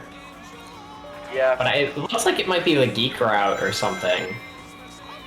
It's hard to say. I totally missed it I'm not earlier. sure. So Because then again, I don't know what routes give you 212. I'm not too familiar with. Oh, and it looks like Zane got 3 fans. oh, you Yep. did. Yeah. And there's a ping. No, it's the near the wall one as well. I like to see this one. He's Oh. gonna go grab it first. I would have gotten the switch first, but yeah. Okay, he's checking for extra free pieces up here. Looks like So mine. on the minecart tracks, it's gonna be the upper it's the one, and he's upper one. going to the lower one. So that's a ping reading mistake. That's the other side. Oh no. It's getting a little bit owned here. 3 skulls arguing. 3 skulls arguing. So this set was like fairly good, but it was a little bit misplayed. So that's unfortunate. Looks like, yeah, Katie's coming out of 101 with a 12 flat, and a lot of these top runners usually shoot for a sub 10 minute afterwards, like from now till the end of the run. So 21 is definitely possible. It just depends on what kind of RNG Katie gets here, especially Death Chamber. Yeah. So yeah, it is possible to get like a high 21 from here, I'd say. We'll see. It's on the table. Yeah. Really just, she needs Her- everything to go pretty clean from Her here on PB out. does though. get like a 920 something after Route 101, but that's with OBT, so you can't really take that into account, right? Well, yeah, I don't really expect her to go for OBT, but you never really know. The She's getting this of course. Very nice to see. And we're gonna be seeing With the a bottom really route good as line well. I hope Yeah. we see. I think we might. Katie actually has a strat here that I don't know if she'll go for it, but it would be funny. But it's wall also run? extremely risky, so I don't know. Yeah, the wall run. It's something that if she does go for it, it would be something we've never really seen I'm in a surprised she tournament. doesn't do that pause bufferless, like that pause hover for bottom route. Because that's definitely one that's like very... that I see some people doing that do bottom route. Yeah, it's I'd say a 1 pause buffer for bottom route is like what you want to see. So it's like the same amount of pause hovers for either top or bottom, if you're doing it right. Yeah. 106 check, yeah, that is great. Oh, Ooh, hitting the ooh. enemy. Yep. Okay, so she's not going for the wall run, obviously. She's not doing it. It would be a little bit too crazy to do it. It would be ridiculous. Honestly, probably for her, doing OBT is probably a better option than doing the wall run. Yeah, honestly, that wall run doesn't look easy to do. Yeah, and still a 139 with all those mistakes early on. That's actually wild. Yeah, the 139. Yeah. Honestly, like, she can get 136s if it's a really clean run, but that 139 is still, like, a time most runners can't even get. Some people have gotten it, like, of course, but hard to get 139s. Will we see a hex skip? That's the question. I'm kind of expecting it, but it could really go either way here. She does go for hex skip in PB attempts, of course. Oh, and she's doing. Oh, not quite getting it, but she did go for the like taco start, like the IL start route. Yeah. It's looking like a 30 upgrade. Yeah, now she's gonna have free cam for the rest of this. Oh, really? Yeah. You see? Oh, yeah, you're right. Okay. Oh, that's funny. Of course she's doing that, yeah. Going for the blue Hansa strat here. Yep, very good. Oh, the inside line around the dash pad. Yeah, Pretty tricky and risky to go for that. Very optimal line here, and before the checkpoint, 59 is really solid for sure. Will we see a hex skip? And we do! Yeah, we're seeing it. All right. Oh. Oh. Okay. Oh, the recovery. Oh. Okay. Not the cleanest hex skip, but it definitely works. It was a little scuffed, but still, yeah. That took my attention away from Zane enough to not know what strat he went for in the opening of hidden base, but looks like he's having a hidden base, you know. Oh, he's just like putting forward a good run, looking like a 51 check. So I think he did go for some sort of pole hop variant. Oh, okay, getting hit by the Kiki there. That's not a common one. All right. Okay. Did you see something? I thought I saw bugs for a second. I always hallucinate bugs. I'm always like seeing it when it's not there. Oh, I'm gonna tell with this video too. Yeah. Because So big marshmallow. It's after a reset, so no confirmed sets possible here. Yeah. Otherwise, big marshmallow has a handful of confirmed sets. So she's gonna just take a death here, which is probably not a bad choice. Yep, and gets a ping right away, and it's looking like roasted keys. Nice. Although she does have to wait a little bit for this hint. Between 4 pillars. Oh. Blue secret piece here, so she'll take the booty clip right to blue secret. For a second, Zane finally coming out of hidden base. I shouldn't say finally, because 150 is not that bad. You know, that's a pretty decent time. Yeah, and this is definitely a run that like Katie is on, is like definitely one that a lot of top runners would be on good pace for. Probably not her though. Oh yeah, no, like her record's absolutely like far gone. Like 20 is not possible. It's not been possible for quite a while, but I think it's been not possible since the moment we hit go. probably. Honestly, like the 20 is just it's just like too much to ask in a tournament setting. All right. Looking like Zane coming in to the upgrade. Very nice super bounces. Oh. Yeah. Oh. There's a little... That's the super Okay, he's gonna bit. get over Nice. this time. Nice Yep. clip. There we go. Katie finishing it With a oh, 38. with 38.15. That's actually a really fast time. So like a really clean cap boost. Good hits. All right. Okay, she's gonna go for super bounces. Oh, had a Little missed- shaky, but gets the first one. couple missed attempts, getting the second one. And third. Is she gonna? She's gonna go for a fourth. Yep. Fourth. So yeah, a little bit of a greed bounce, Wait, but that's actually a smart play. She had the extra time before his attack came out. So like a 28. 28. Yeah. Okay. Yeah. Very good. 1702. Out of Yeah, it's Zane falling in the pit, unfortunately. yeah, 21 is But he gets very out. much possible with this run. Yeah, If she yeah, hits yeah. Quan. I think if she doesn't, then it's probably not happening. We'll see. You The know way what I'm saying? she typically approaches the Quan is pretty much the way I do it, though, and that way like tends to work. So we'll see. We'll see.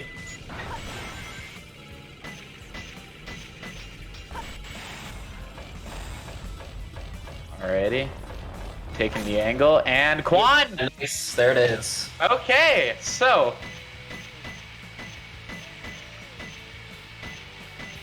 Yeah, we might be seeing a 21 this run. There's definitely a lot of potential here. Meanwhile, let's see what kind of set... Oh, not taking EO1! Angry Man. Okay. Let's see if he gets any middle pieces, and... Okay. Let's see. And it's looking like gonna depth strat, yep.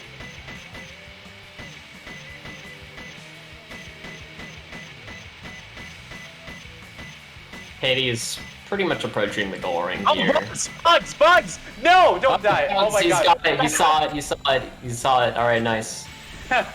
I caught that. Katie, Katie, definitely, you know, finishing the stage.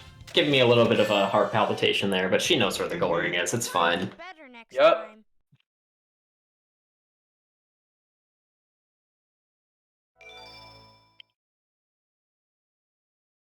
Yeah. Did you see bugs when Zane spawned in? I was not focused on his side of the screen, but yeah. Yeah.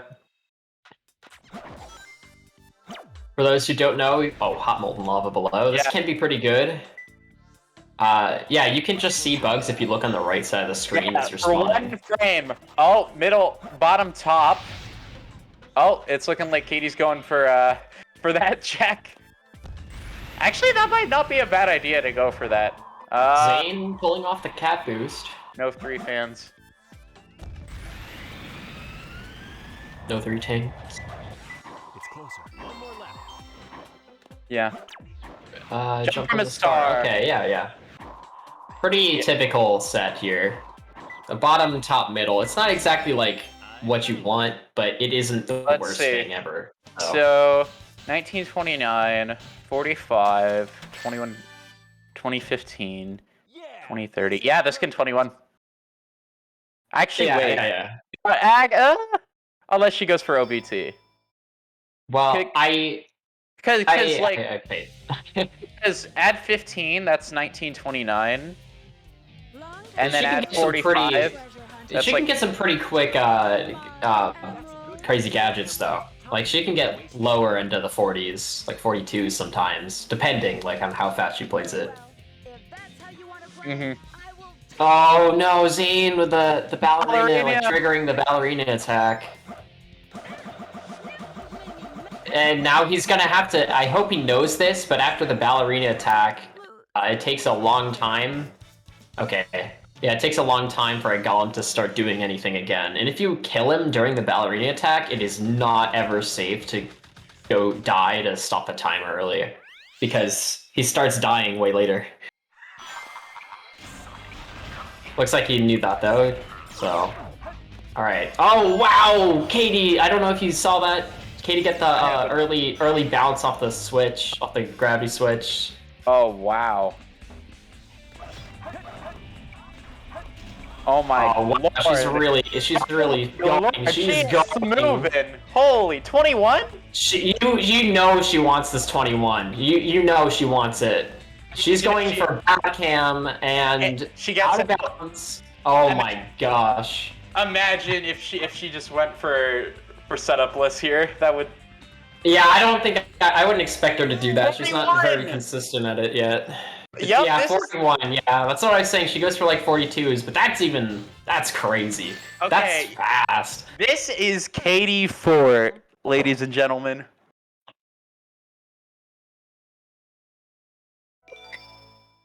Yeah, this is how she plays when she really wants the time. It's looking like it should be possible as well. Yeah, 2015, add 120. Yeah, that's like a 2150. If We'll she see. plays like a 2150, like a 4x or a 5x. Yeah, and we still don't know exactly what kind of FR variant she's Actually, gonna wait, go for. this Eggman is a little. This Eggman is not the greatest fight. Okay. Yeah. I think that killed it. Oh wait, no, it didn't. It could still be a 21. It could still be No, like. I don't think he killed it. I think this is a 56 if she executes the rest. It depends on which method she goes for here. If she goes for early drop, I've known her to be able to get 116s with that. If she goes for OBT, of course, then she can get like a 109 or something. She's definitely doing this IL start, this really fast start. This is really just fast. And she's going for it. OBT! What a... She's going for it. Oh my god. I can't believe this. I swear. I swear. Oh my gosh. Oh my god. Okay. Okay, Pass the first set of kill planes here. Okay. And yep. Looks like this might be an OBT. All right, yeah, there we go. And then she's gonna do a sudden turn right into a homing attack in about now. There you go. Yeah. So right now she's passed all the kill planes. It's just a question of does she have the height to make it to the goal ring here? We're gonna see. Oh my god! Okay. I think this is it. It looks good to me. It looks good to me. Oh. It's pretty close. Yeah. She's got this. She's got this. Yeah! Absolute like goat right here. The first OBT ever performed in a tournament setting. There we go. Oh wow. So yeah, she's definitely getting the 21 now. You would think. So it looks like Zane's struggling to find this piece. Yeah, cage in a container. Yep. I couldn't help but just focus on Katie there. Like she's going for one of the hardest skips you can do in this game, so There we go. she's about to finish. Zane's like giving a clap, giving a little clap. 21:45. Yeah. At time, Yeah. no one else has gotten, of course. Yeah, of course. I think that might be her second fastest race time in a tournament. I'm not entirely sure about that, but I know she's gotten a 21:20 something in last year's tournament. I did it. But yeah. What a run, Oh no, Zane getting punched. man. Awesome job, Tails. Rouge just said no. Oh, not again! And that's a game over. Oh, no. Oh wow.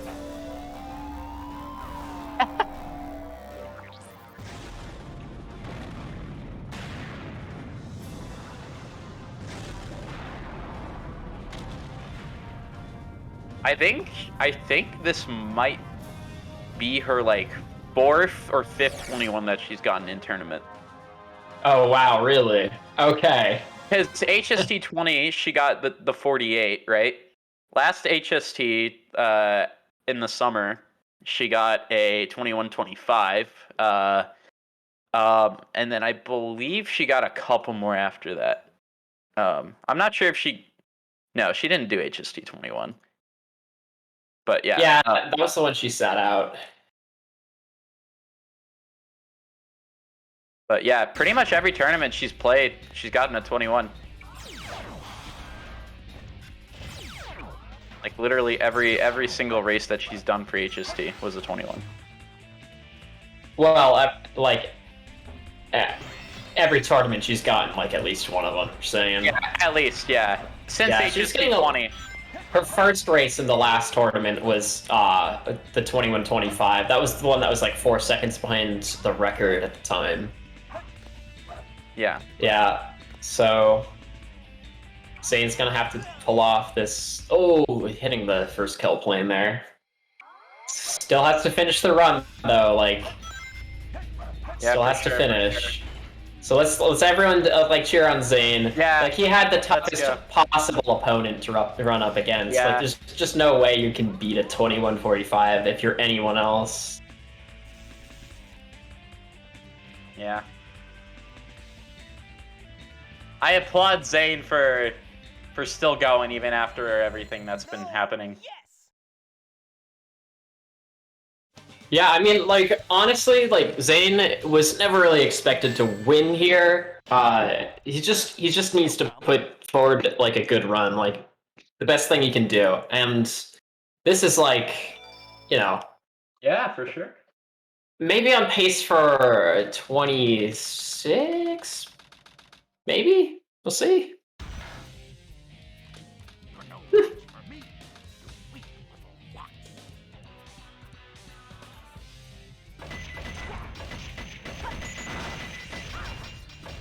Oh, just missing that second hit on Eggman.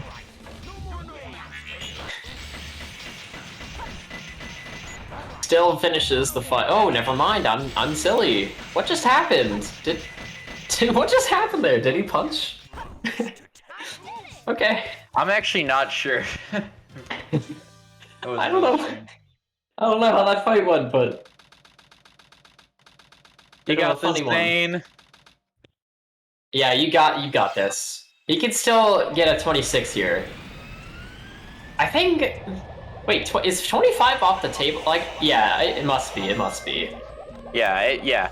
If you have like a 20, like if you have the time going into FR be your minute, like it's just not happening. Yeah, because FR takes usually At least around a a minute minute. 20. Oh, and doing the He's bounce doing list? bounceless, okay. So he's gonna do this variant of bounceless. I think I made a tutorial for a while ago. It looks like he's doing it slightly differently, but that's funny. That's like, this is this is the one I made the tutorial for, so it's pretty funny to see this. Yeah. I mean, your tutorial has been around for many, many years, so Yeah, it's very old. a lot of people probably use that. Oh, Zane can't look. I think this looks good. I mean, yeah, with this variant, you do want to aim a little bit further to the left in this area. So that looks like just about the right spot. He avoided the first kill plane. So yeah, he's good. He's good. Yeah, he's fine. Very, very nice. Even going into a bounce for extra safety. I always found bounceless very interesting. I don't see that many runners doing it, which is actually surprising. Yeah, it can be an easy one to learn. I personally don't even recommend it anymore because I think bounce, you can learn to do well enough with bounce, but it still works. It does work, as you can see. So. And there we go. There should be a 26:58, assuming everything goes okay.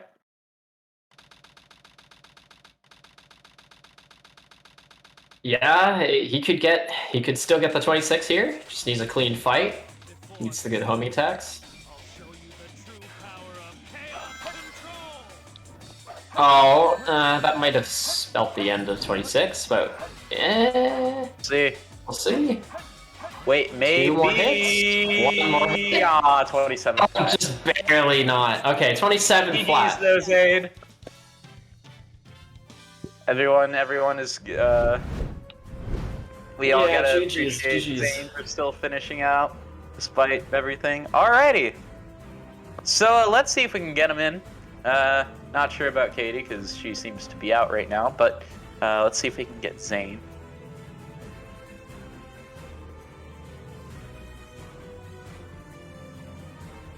Let's see if we can get him in here. GG's once again. Both runners.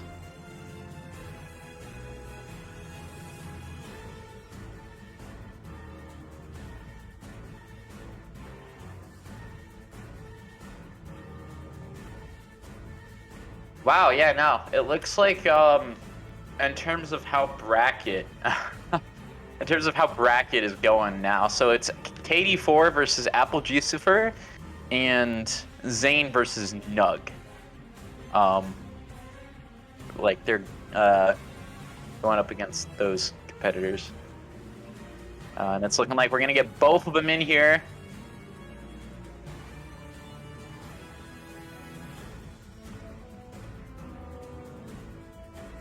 Oh, there. Yep, here they are. There we go. Welcome Hello, in. guys. How are GG's y'all to both feeling? of you. Hello. Hello.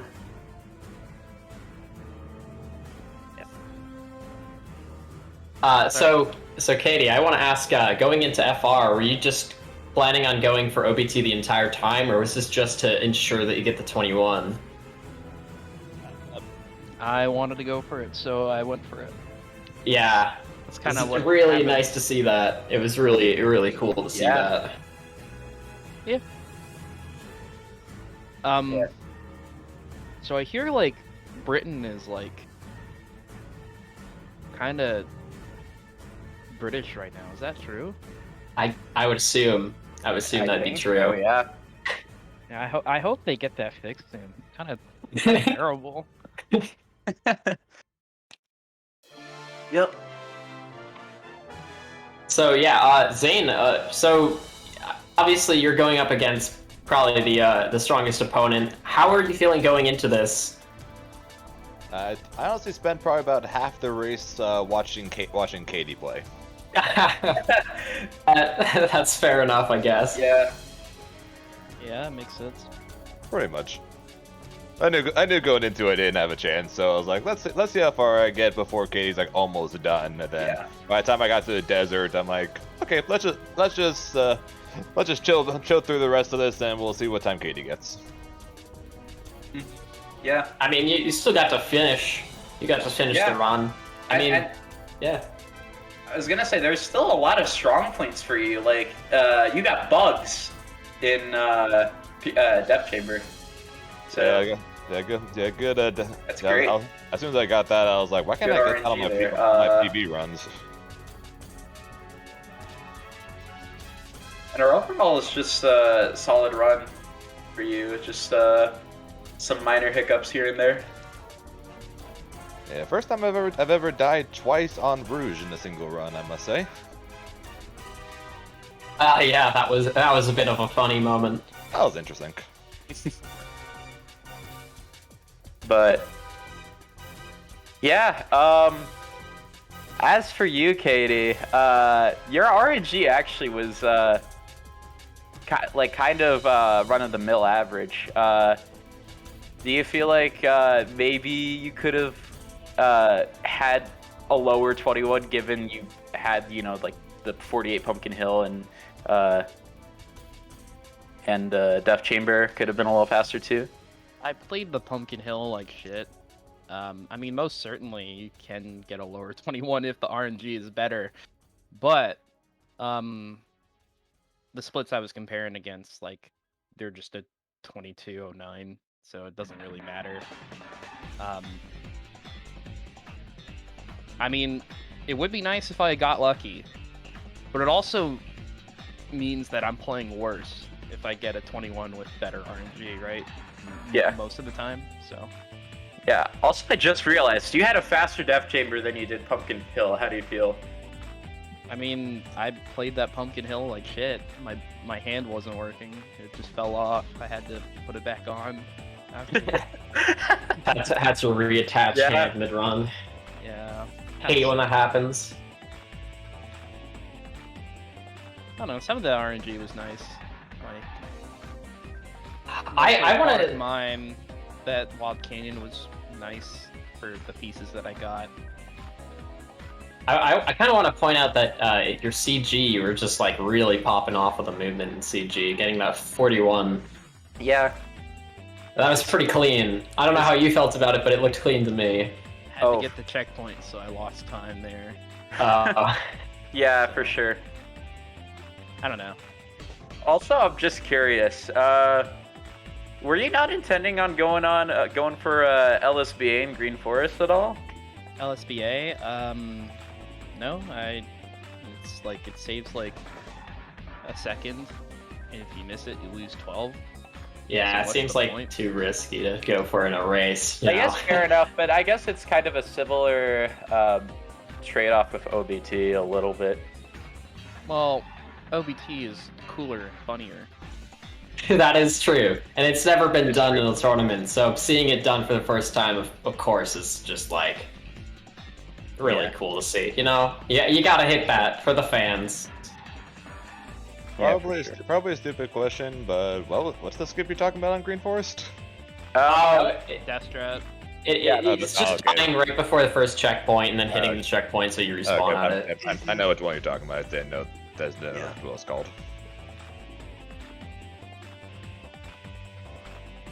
But wow, yeah, no. In terms of bracket for both of you guys, Katie, you're going on to face Apple Juicifer, who is known to have a lot of upsets, but maybe that might not be an issue for you, given he just got a 21. Um, It is certainly possible that I explode. Yeah, I guess you never know. And Zane's gonna be running against Nug Runner. Yeah. Yeah. I believe LSBA stands for Long Standing Bounce Attack, but I don't remember. It just stands for LSBA, okay? I hate, you know, it's you don't have to know.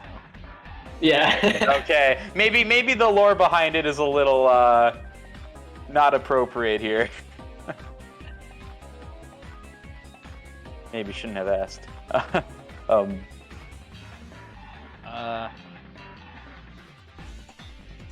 Yeah. I mean, I could explode at any point. Like, did you see the start of that run? That run was, or like, that escape was like the garbage 124. terrible. Yeah. Yeah, I guess it did look like you were kind of having a city escape explosion. But you were still like far ahead because Zane didn't even hit city skip, so. I didn't even hit the jump, let alone the skip. Yeah. Yeah. I find it interesting. Both of you guys did bufferless too when you attempted it, which I don't see a lot of people doing either. And I never go for the buffer. Wait, Nixer's streaming at 1080p 60. What is he doing? Or is this broken for me? Hold on. I'm just. Did I just hear crazy 1080p 60 from Nixer? What a world we live in. The quality is still terrible. I don't know why he's doing that. Nixer needs to lower the resolution because we can't see it otherwise. I'm sorry. This is. Welcome to Sonic Adventure. Yeah, definitely an Nixer moment there. So, I don't know when we have to wrap up. We haven't really gotten a thing to say we have to wrap up yet, but yeah, we definitely have a good amount of if time. either of you have if either of you have things to say about your own run, like I guess we'll start with Katie and then Zane. And like anything else to say that you want to point out? I thought this is like my first run in a minute, so it's pretty funny overall. I'd give it a 7 out of 10 on the laughter scale. Make sure to join me next time for my next bit of laughter, and it will either be funny or I will need to go to the hospital. We'll see. I'd say it's not bad for a D-rest, you know, not bad. For sure, considering you've definitely been playing mostly Sonic Story the past few days. Thank God. Oh yeah, go watch Nixer. Oh, actually, wait, you gotta watch the tournament first and then you watch Nixer, okay? Assuming he'll still be live by the time we go on break, because I think after this match we do go on break. Oh yeah, is that the case? I think Yeah. that is the case. All right then. Zane, anything else you want to say about your run? Not exactly. I run this game basically once a week and primarily play fighting games. So it's always fun getting to do these. Although although as soon as I saw my roll on the bracket, I was knew I was screwed in a way putting it. So hopefully the next rounds go a little better. Yeah, I guess Yeah, there's for sure. always two ways of looking at that. Like, you can be happy that you had the opportunity to run against Katie, or you can just be like, I am gonna lose. There's no way I win. I think a little bit of both is probably the way to go. think I'm a little better racing against Katie when putting up a YouTube video trying to match times more so than doing it on a live race in front of people. Yeah. Yeah, that's fair enough. Experience and skill gap for all to see. But Thank you. I it's appreciate a lot that. of fun though. It's a lot of fun though. Hey, let's go. Love the appreciation. But yeah, good luck to both of you guys in your brackets. Surely gonna be tough path for both of you. Depending on what happens. But yeah, I guess we'll wrap up here. Get ready for the next race, which is going to be Geek and Tethys, actually. Ooh, So, Geek and Stay, Tethys. yeah. stay tuned for the races on the run channel. It'll be Yeah, epic. yeah, exactly. And make So this sure is gonna be a rematch between those two. I think Tethys wants revenge here, so Yeah, funny. yeah. It's going to be a good one. Stay tuned. Stay tuned. Be sure to grab a snack before it starts. You have about 10 minutes. It's going to be a great match, so stay tuned. Don't go away. Hope you all have a fantastic rest of your day. And yeah.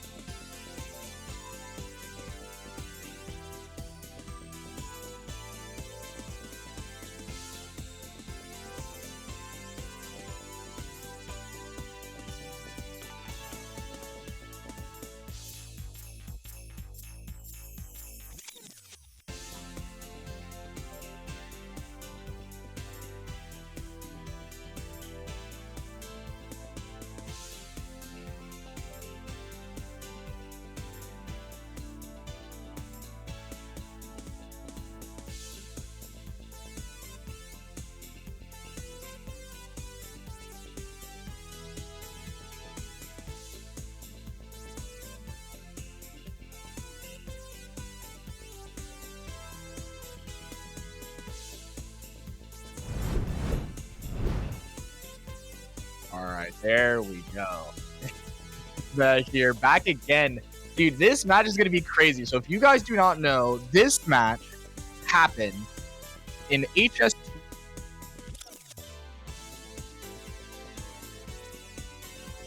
Well, it looks like we lost Soup there for a second. I think what he's trying to say is this match is a bit of a rematch because last HST, I believe in 2022, this matchup did occur. And in fact, myself, Liam23, and your boy, The Superior, both ended up on the commentary. This is going to be an exciting rematch for the ages for the HST 2023 Winter Qualifier. This is, I believe, let me check the schedule real quick. Got to confirm what type of matchup we are looking at here. This is Winners 8. The winner of this match will go on to face the Superior. Oh, no way! And the loser of this match will go on to face loser of WE4. Ooh, we'll go on to face Pippi, so that's very exciting. Welcome back, Superior. How's it going? Yeah, no, my internet went out. I was trying to hype it up because this is a full run back, commentary and match run back. I was trying to hype it up, and my internet was like, yeah, I got you. I picked up where you left off. I figured that's where you were trying to go, so that's where I hit home. I just went ahead and just boom. So this is exciting. Soup, you got to be excited for this. Oh yeah, no, there's a lot of stake in this match for me, obviously. I heard you say I do play the winner of this match in winner's quarters, so. Yeah. No, absolutely. So, with this, I believe after this matchup, look at the schedule here, I believe there'll be a short 2-hour break before we have a few more matches, which will be 8 p.m. EST. May versus Papa Bear, or Eastern Time, I forget what daylight is, 9 p.m., Aura versus Deku. So those are going to be two very exciting matchups. So after this match, feel free to stick around. I believe we're going to raid someone for the meantime, and then we will come back to the awesome gaming. So this is going to be just amazing. This is going to be just exciting. And look at that! Look at that! We got the face cam from Geek. This is exciting. We got the JW Togepi and I'm just going to call it Tethys at this point, because honestly, that's every time I look at that Pokemon, that is Tethys. I can't see it any other way. Yeah. Oh, they're starting. There we go. It's time to begin. This run back is going to be crazy. If for those who did not see the last race or was there and do not remember, they were head to head, close to close, lead changes all over the place until Pyramid Cave, where Tethys had a meltdown. Second half of Pyramid Cave meltdown. And lost over a minute, and then from there it was Geek's race to lose.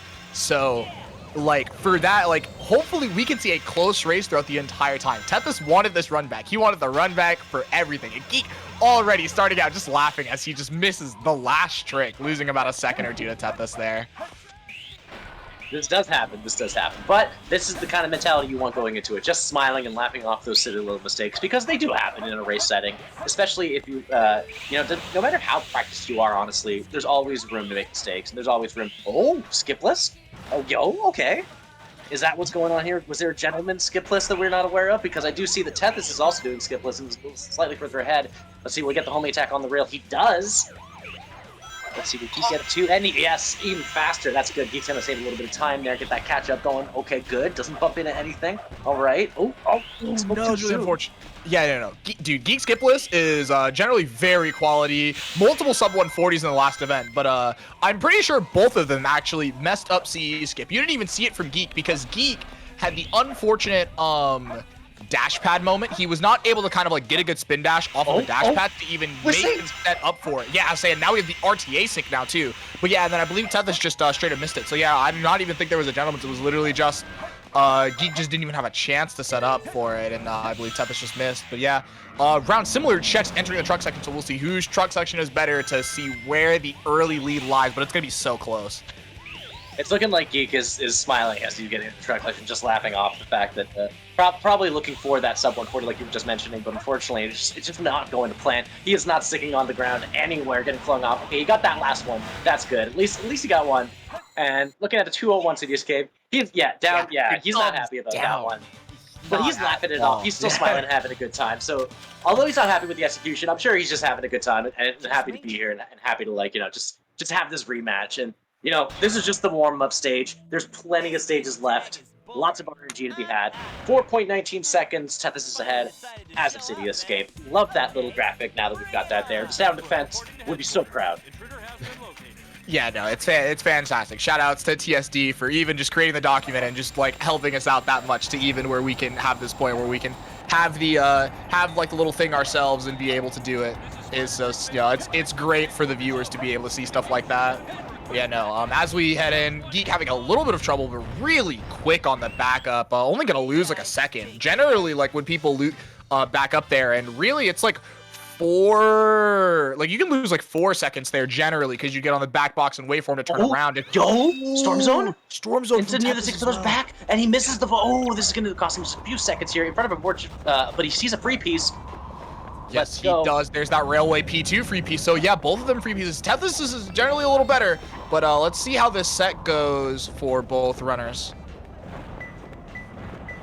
All right, Tethys pulling ahead, 22:50 on the clock. Let's see, what's the last piece? Center of the 8th. Ooh, not the greatest piece, but he's high enough that it's not going to cost him too much time at all. 25:67 on the clock. Yeah, like only 3 seconds off Tethys' Wild Canyon here. Not at all bad Wild Canyon from either runner. About average, you know, sub 30, you know.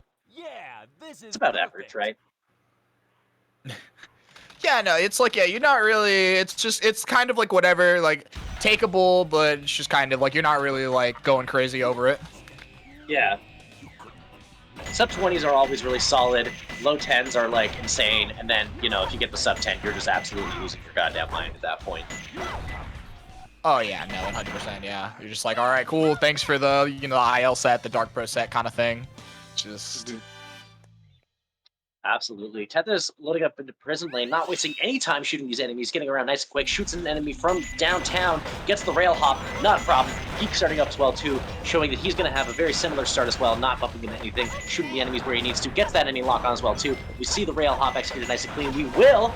Oh, beautiful. Beautiful start to prison lane for both of these runners. I have not seen a single error. Ooh, let's go. 25 check from Tethys. Okay, could have been 24, but at the end of the day, honestly, 25 check is going to be just fine. 26 or lower, and you're doing just fine. Let's see what we got here. Okay, 26 as well. Yeah, so 25. Okay, all right. Yeah. Okay, look at that. Amazing, amazing. Oh, and the bong. I spoke too soon. But a 38 elevator time is not going to be bad at all from Geek.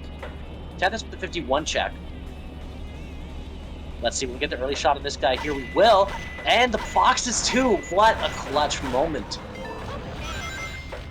Still a 51 for Geek as well. Really only around half a second behind. Geek with a high 51 check. Tethys about basically like a low 51 check. We should still see relatively similar times from these runners. Again, this is what we want to see. Just these relatively close, this relatively close set between these two runners that were so close to each other in the last HST. And actually now, when we really think about it, their PBs are super close to each other as well. Like, this is what you want to, like, this is the kind of matchup where you want to see between the 8th and 9th seed of an event, and also just two players that are just right there next to each other. Just that in terms of skill level.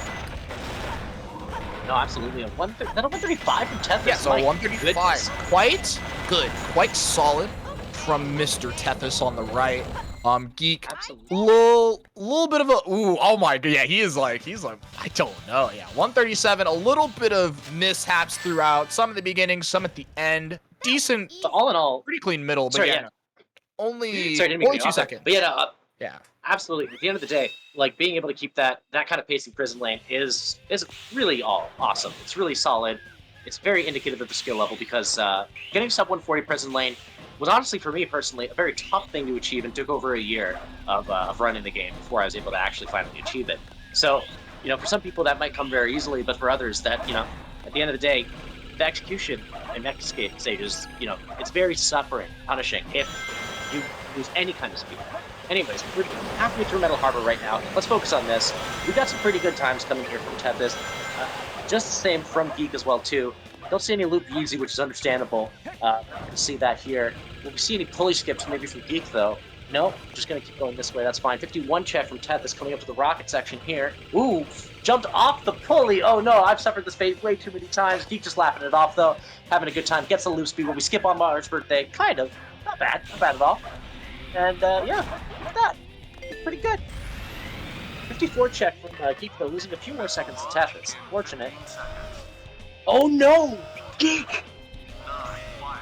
Okay, thank God. He had just enough upgrades to make it up. Okay, good. Yeah, the A button challenge is not being the kindest to ID Geek right now on that rocket skip there. 125 from Tethys. We'll see what we get from Geek. It was 103 on the rocket, so you will definitely not be seeing a 125 from Geek. No, absolutely. It's unfortunate, but just shout out Tethys real quick. Getting sub 6 into Shadow 1 fight with a skipless CE. Nothing to scoff at.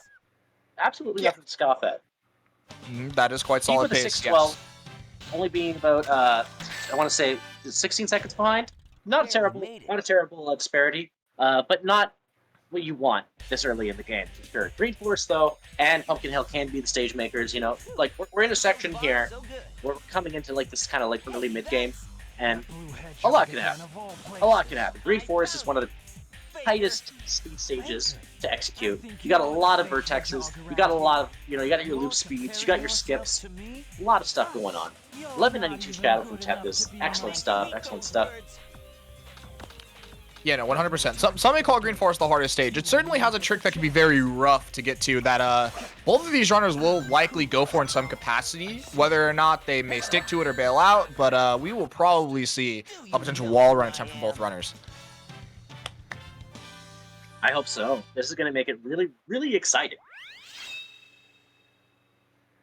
100%, I agree.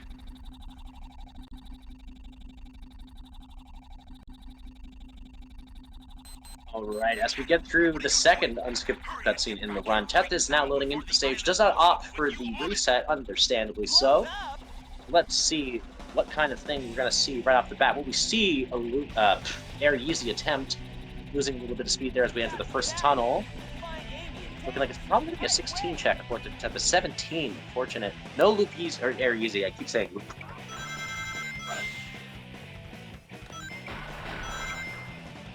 Let's see. Geek looking having a much better beginning as Tethys goes up to this loop skip here, leading up to mini wall run. Yeah, 14, much better from Geek. Air Yeezy does not look good though. Okay, mini wall run from Tethys though. 40 yeah, check, successful. not the greatest. No! We get on, we lose all our speed, so you still miss it. Oh man. Understandably so. He's going to play it safe now. Tethys coming up to the most infamous part of Green Forest, the wall run itself. Let's see what we see. Nice clean shot. Oh no! Phases through! Just one pixel too far to the right, and he clips through. Okay, nice setup here from Geek. Look at that. Nice and clean. 35 check. Clean. Yeah, dude, super early homing attack after the mini wall run as well. And another wall run death from Tethys. Oh my goodness. This is what Geek needs. Okay, Tethys gonna have to bail out now and take normal strategy. This is where Geek can save this. Let's see. Will we see a nice clean attempt? We get the loop speed. We're on the tree. This is excellent. And a task one as well. Wait a minute. Now say using the hover frames. This looks great. Okay. And he got it. Yeah. Okay. Tethys bailing out, going up the tree. This is now a lead shift to ID Geek. Both of them with Green Forest meltdowns with Geek coming out on top for this one. Air Jordan to clutch it out. Will we see it? No, unfortunately, doesn't get the speed that we need to clip early, but we're fine with a 190. It's not a 118. Yeah, 118. It did have the two deaths. Probably, yeah. Hit thumbs down. Probably about 4 to 5 second deaths.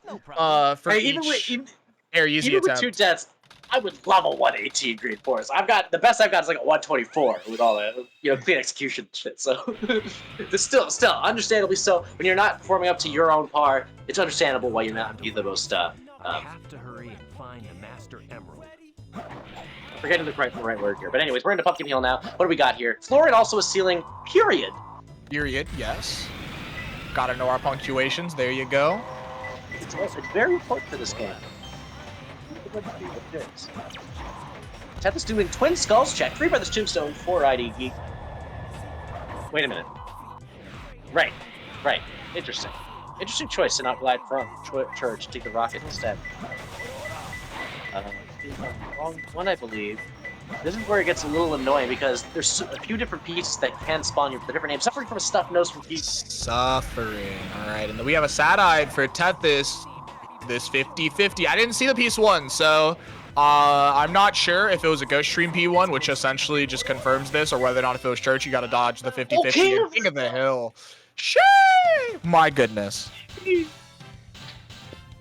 Mega sheesh. Well, unfortunately, Tethys was looking for some better RNG to help him catch up to ID Geek's much cleaner green forest. Unfortunately, though, it did not deliver. Had to glide all the way across the stage, suffer climbing up the neck of this guy. Probably not get the dig first try, because I always have trouble with it, and so does he. There you go, perfect. We are coming out with the 55 Pumpkin Hills. Geek loads into Mission Street. Which bus are we catching? Soup. Okay, maybe not Zero Cycle for ID Geek. Yeah, we can still catch Zero Cycle. We probably just can't push the upgrade. I mean, we'll see what the upgrade time is. That doesn't true. Right. I that much time. I forgot. Before the upgrade, Yeah, 23, we can still catch it. Yeah, I forgot. Pre-upgrade, you got so much time to play with. After the upgrade, though, not so much. ID Geek has a 20.67 second lead on Tethys as a Pumpkin Hill.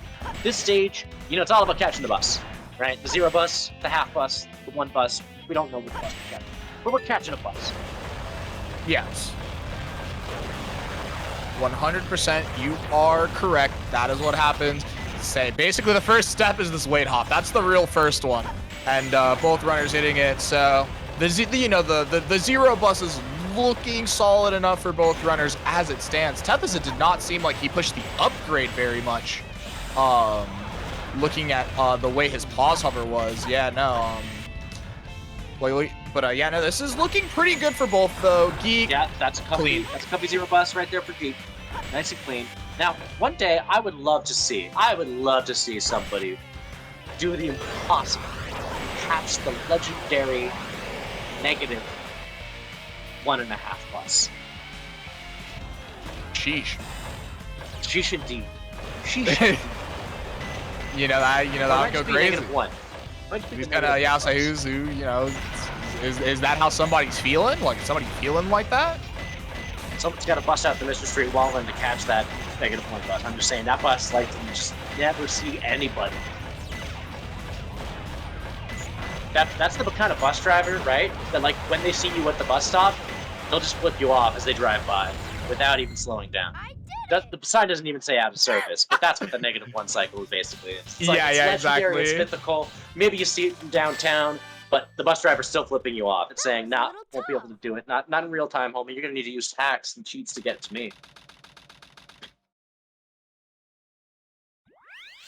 All right, with that metaphor out of the way, Geek finishing with a nice clean zero cycle time, as I believe Tethys is as well too. I don't see any cutscene pieces from Geek. Oh, there he is! Right eye. Never mind. Ooh. Right eye. He's not going to take it right away though. Interesting choice. You never know, because sometimes you don't need the water level 3 with the P1 like that. You might get really lucky. So let's see what his piece 2 is going to be. Water level 2 height. This is looking like the same set I got in my last match. Yeah. Or with Right Eye in general, the water level, yeah, this is the same set. Yeah, no, the water level 2 strats. Yeah, the water level 2 strats are actually really rough because, yeah, if you get something like this, then like the Sign Club can still be relatively fast, but it's just a very nice, consistent thing to do to like have it on the water level 3. Because, like, again, obviously, if you know you have Right Eye, then you're not tracking free pieces. So you're just in the time spent up top is shortened than what it normally would be. Yeah, exactly. And unfortunately, Tethys getting a bottom P2, not the kind of P2 you want to see in Aquatic Mine. Although had a legendary piece 1 in front of sign number 2, we'd love to see that kind of piece. Behind, oh no! Are you gonna climb? Oh no! Yeah. I mean, I understand the choice. Because, honestly, I think this might be faster than taking the spring sometimes if you're not really fast. Yeah, he was already in the middle, so yeah, I think it would be very it's similar speed. Yeah. So, not the kind of Aquatic Mine Tethys wanted to see for sure, but we're only halfway through the run. We're going to see double Route 101 coming up here. Now, as much as people like to be resident sleeper on Route 101, there is a rule. It might be an unspoken rule, but there is a rule, ladies and gentlemen, and everyone might have fun. There is the fact that when ID Geek is playing this stage, you cannot fall asleep at the wheel. All right, there's a lot of stuff going on here. We might see a legendary 212. Okay, This man is zooming. Okay, this man is zooming. If y'all don't know, he still holds all the records for Route 280 and Route 101. If I am not mistaken, feel free to fact check me on that, Soup, if I'm wrong. No, I'm pretty sure that's the case. But yeah, Geek very much well known for his. No, no. Yeah, I was scared of that one. Again, well known for his prowess at the driving stages, but the commentator's curse just kind of be like that, huh? It do be like that sometimes, unfortunately. But at the end of the day, like it always has been, we're all here to have fun. We're all here to have a good time, big chillin', big vibes, and showing off our competitive spirit, but also our sportsmanship. We got a lot of friendly people in this community. We got a lot of people who have forged bonds throughout just by sharing this passion for it, right? And here we are right now, coming together of our own free will to show off what we're made of, to show the community that we have fun, love playing this game. That was a big part of our childhoods, most likely, or maybe we just discovered it recently. But however, this is some awesome content, guys. This is the legendary stuff we want to see. IDP flips his head. Oh, no, a spin up into the table. Hey, Geek is not alone. We're just spinning. Everybody, put your favorite spin emote in the chat. Pick a spin emote. Pick an emote where they're spinning, and put it in the chat for me. Any coggers, chat? Like I was saying, any car, like anything that spins, put it in the chat. All right, what strategy are we going to see in Hidden Face? I know I demonstrated most of them the other day. What do you think, Soup? What do you think? Probably a pull hop for both of these two. I don't think I would expect anything else. All right, Geek with it. Yeah, I'll say pause over challenge complete. At least for the first part. Yeah, there's still a lot more pause overs than Hidden Face. This is true. Now, there is a way to eliminate a good chunk of them.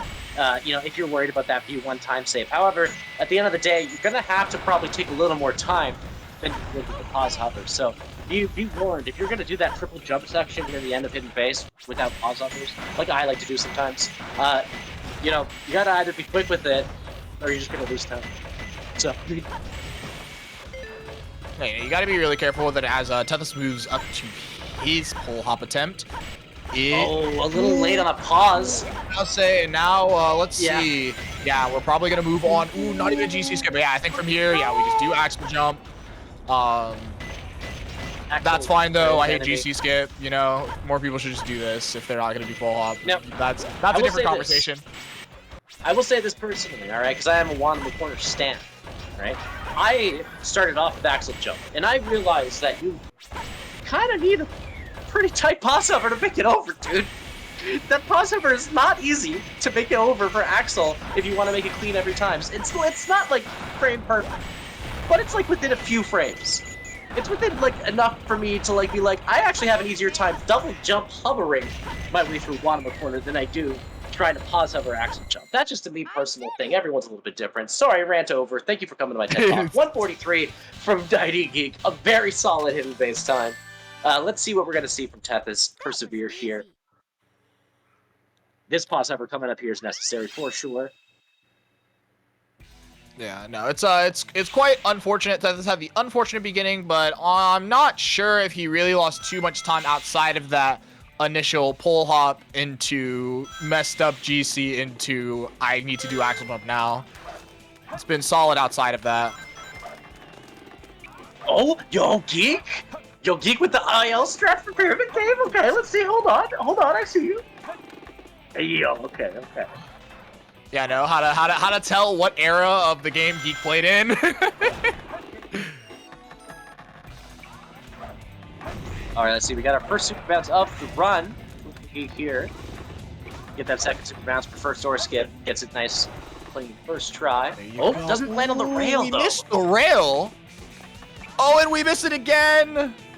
Oh my goodness. This is. Oh no! Yeah, he was trying to get on and then bounce excel really quick for the speed, but his inputs are too fast and he just bounces under the rail afterwards.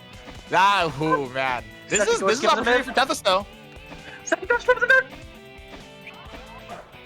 There you go. Okay, all right. Okay, You just okay, proved yeah. the second door skip is real. It's real. But you Look, gotta. it was you gotta they offload patched it out. They look. Tethys like hacked into Geek's game and patched in the collision for the door for like 2 or 3 attempts, and then it patched it back out just so he could get some time saving. He's got that macro. Just at the push of a button, you know, he doesn't have to even like step away from the speed real quick. You know, he's got a foot pedal that does it actually. You know, it's just like slide his foot to the right 2 inches. Just like whoop, and oh, look at that.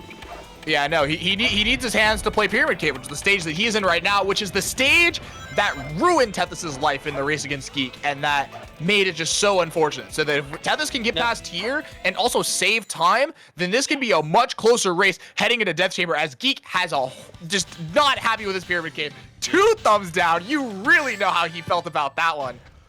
Yeah, absolutely. And Tethys looking like he's doing a little bit of a cleaner job here on Pyramid Cave. At least he did not struggle with getting on the rail earlier like Geek did. So coming up, a little bit of trouble at the end of second tunnel there. What do we see with the RG? Middle of Red Eyes, very good piece 1 from ID Geek. He's definitely going to take that.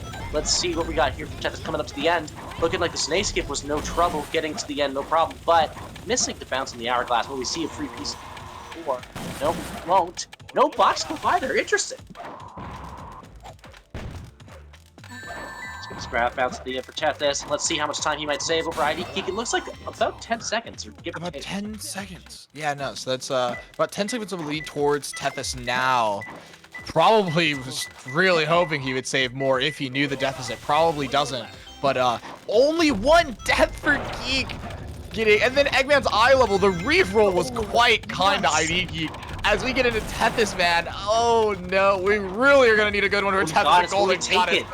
Not look good. Yeah, we are resetting. Yeah, he's not feeling that one today. He doesn't want to take the 50-50. White Dot indicates blue. That is very good. Will he red box clip or blue box clip? I know he's got a box clip up his sleeve somewhere.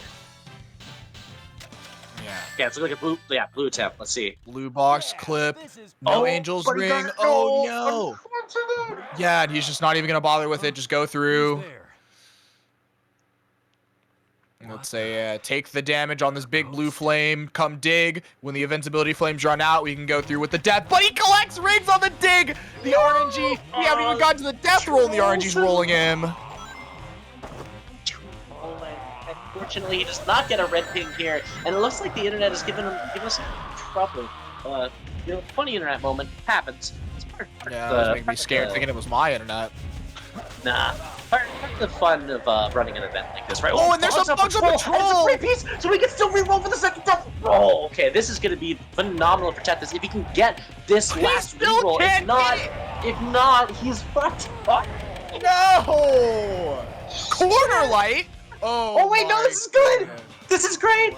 The reroll's not even that bad. It still sucks because he wasted literally how many, absolutely every single life possible. But I mean, I guess he's around. Ooh, Geek missing but the he first super loses bounce, but time. still getting enough time. So we just missed the Boom Boo from Geek, but we can assume that it was just first cycle. Nice and easy, nice and clean. No, not too much trouble there. But a little bit of difficulty at the start of Egg Golem here. He is doing super bounces and not getting quite the height he needs for most of them, but this one came through just fine. We have probably have an update soon. Oh yeah, Tethys is going to quit out now, understandably so, because he's going to need those lives for Quan, and perhaps even he likes to reset Boom Boom. I don't know. I personally do because I do Ray boost over boost. I don't bait Boom Boom. I just stand there and wait because it's consistent. Yeah. And the counterattack from Geek. Let's go. Excellent stuff. Ray boost from Tethys. Yeah, Okay, yeah, up one, there's up the Ray one. boost from Tethys. Nice try, Rocky. There's the boost. Alright, yeah, let's say 51 from Geek. This is another opportunity for Tethys. If this Boom Boo goes well, and I am pretty sure Tethys does super bounces. So it's like if Tethys can have a much better egg goal, that is such a massive swing. And speaking of swings, basically every space split can swing this race. So we're close enough to where this is exciting. Absolutely. Let's see. Will we see a quad from Geek? Gotta find out. Oh, so close. It looked like he had a little. Oh, he's going for backup? Oh, yo, he gets just backup. that. Okay. No, okay. Ladies and gentlemen, you have to understand something. Okay? You have to understand something. Typically, Oh, and I'm Quan really especially, And, he's rocking it out. Yeah, he's happy with that backup. It's very, very well done from Geek. You got to see here, guys. Ladies and gentlemen, and everyone, we have funny stuff with the Quan. It is tough. It is just so much harder than second load, second try Bofa. And usually people try to get maximum speed. And there's a good chance Geek actually got it from that far into the room. The people usually whip back way up to get maximum speed so they can make sure that they hit that box without anything, running as fast as they can. Now, when I personally do my second try Bofa setup, I will go from that deep in the room, but not for Quan. Especially not for right try, because I'm a little bit weird about right try. But I know it does work sometimes, and Geek just showed us that right try Quan is real, and it might even be easier than left side. You can take it personally. Okay, yeah, and I'm saying as you're going through that, Geek getting a very big W. Teth is having to hold them. Oh, I hate Egg Golem. Teth is going for the profit bounces, the generally more consistent strat, and was just not able to really get a proper setup, not fully charging a spin dash. You could just see the frustration, and then even then, after messing up, getting a really high spin dash jump after hit 4, you get on the arm, you spin dash jump off, he gets a really high jump with no distance, and tries to homing attack as late as possible to get there, still can't do it, and then falls, and then just has to wait because then he gets ballerinaed after, just losing so much time. And Teth is not even hitting the Quan, man. Unfortunate, but maybe Meteor Herd will be kinder to him than Geek. We'll have to see. Fast rotating Meteorite, piece 1 for Geek. Teth is setting up for Bofa, nice and easy and free. First stage, he's not going to cryptic check, so this could be damaging, but you never know. He might get something like Powerless by itself from here. It's possible, I think. Let's see what he gets. Well, remember, it's hard to cryptic check off fast rotating Meteorite because a lot of the things you want to cryptic check are right there. So it's hard to, you really only can check, cage in a container and, moving around the RC storage area, which is actually, when you think about the locations of things on the stage, is on the opposite side of gray ground where the first stage is. So you lose a lot of time if it's not there, and it's only the 2 checks with not that much chance to get them. So 54 Meteor Herd from ID Geek, not the fastest time, but also not the slowest time. It wasn't floating stone slow, so that's good. Tethys hoping to get some kind of chonky comeback here, because he is about a minute behind now, and he's going to want to get that comeback. And I don't know how much time he may have saved or lost over Geek Eternal Engine. We're going to find out shortly as the time updates. It's 105.93 as of right now. Geek loading into Rouge. We're going to spam those drill dives. Let's see. Drill drives. Let's see if we can get... Oh, spiral up or accidentally. That sometimes can throw us off. But we got the sub 15. Okay. Still a 14.99 despite that. Who knows? Maybe those were perfectly buffered inputs by using the spirals. And Geek is just jamming out, dude. Let's go. Shout out to the Geek jam vibes, dude. He's just always enjoying himself no matter what. He's probably given us 15 thumbs down about his gameplay, and he just doesn't even look frustrated. He is just vibing. Absolutely. Better spirits than I was in my last match, which is good to see. Honestly, I try to strive for that mindset, but it can be tricky sometimes when you feel like your mistakes are compounding on yourself. So, awesome to see that kind of spirit coming from Geek here. Let's see what we see next. Moving smoothly from Tethys. Oh, unfortunate, but no way to really check for that given the set that he had. So we'll have to just see. I mean, perhaps. Did he have stage? He had containers, right? The storage area for piece 1. Yeah, RC storage area P1. You're just not checking this mid bottom. Classic mid bottom top Meteor Herd moment, man. This stage sucks. Like if somehow you knew the odds of getting that piece for that specific set combination P1 into P2. You're close enough that doing a check wouldn't lose you too much time. But you got to know about that in the first place, right? 100%, how would you know? No problem. I certainly would. I get intimidated by looking at documents that are massive as the hunting documents sometimes. Yeah, I was about to say, you better be looking at Yanni's 50-page Meteor Herd document. I don't know. Don't get me wrong, useful information in there, and if you can absorb all that information, great. But that is an odyssey. Now we're coming into the Eggman 2 fight. Geek not getting the manip, unfortunately. Chef is spamming those drill drives on Rouge and getting a sub 16. All right. Geek recovering this Eggman 2 fight, no problem. Sub 20, still a solid time. As we load into the final platforming stage for Geek, 23:33 on the clock. Looking like it's going to be about a 25-ish time we're looking at, right? Geek can probably protect this. Yeah, it's going to be tough. It's going to be tough for Tetris to pull this back, but I do hope that he has an opportunity to do so. So we'll have to see. Like, low height on FR does make this close. If your height is too low in FR, this can happen. It's not like Tethys is in desert right now. He is in space, and he's passed the first 2 space stages. So, if we have an FR meltdown, that could be Tethys' chance to come back.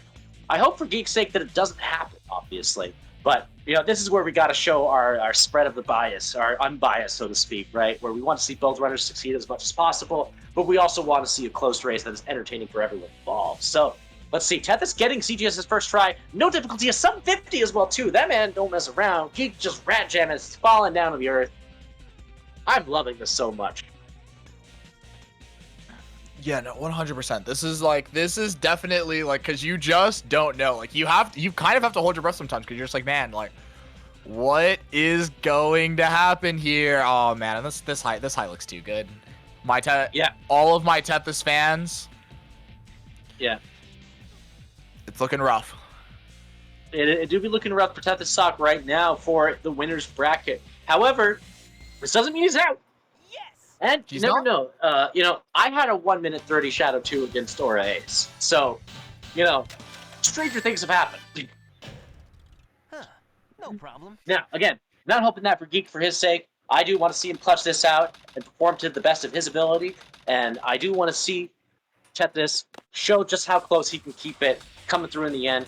Coming in just less than a minute behind out of Crazy Gadget now. He did make up some time there, so that's good to see. Let's see. Got the first hit nice and clean for Mighty Geek. That's 1 out of 5. That's 2 out of 5. We got 2 more left. All right, last hit. Will we see it? And GG to ID Geek.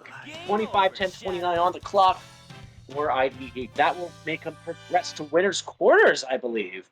Yep. Congratulations to ID Geek. Now, Tethys is going to clutch this out momentarily. Not going to be that far behind. Again, unlike my match against Dora. Sorry, I don't mean to keep comparing. But it do be some of those moments where you're up against people where, honestly, in this case, I don't think the disparity in skill level is that great at all. I think both of these runners have very similar times to leaderboard, if I'm not mistaken. Their board times are very similar, yes. Yeah, absolutely. So this just goes to show that, honestly, you get two same, very similar in terms of skill level, and anything can happen. You never know what could happen. A lot of different things. Geek is having a good time. He's got the peace sign up. He is enjoying himself. Tethys got plenty of height here. He is going to fall into the golden without difficulty. And I do believe he still has the opportunity to finish with less than a minute behind. Geek doing a lap. He is off to go get refreshments, to probably use the bathroom, whatever he needs to do. It's like go run the lap.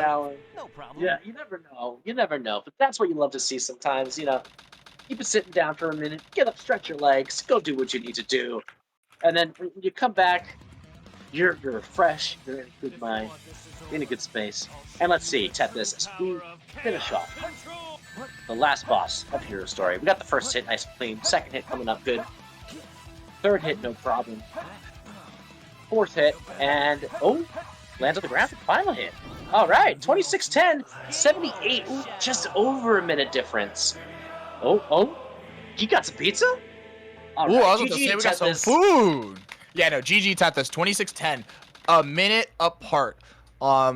Man, it's like this race was close, and it was again just like stressful. You just don't know, what this game can happen sometimes. Honestly, it was Pumpkin Hill, and then I think Aquatic Mine that really threw this off for Tethys. Honestly, just those 2 RNG moments. Everything else, though, he kept pretty close. So I'm really excited to see what these runners have to say in the interview, if they are willing to do one, because I do believe we have plenty of time for one. Again, excellent showing for both these runners. Holy hell! I am so happy to be here. And I know it was great, and then hopefully we can get them for an interview coming up.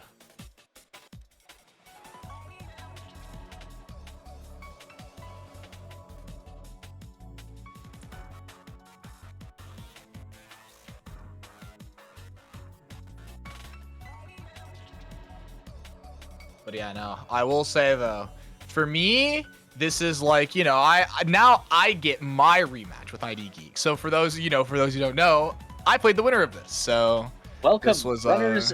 Yeah, welcome. And congratulations, GG to both of you.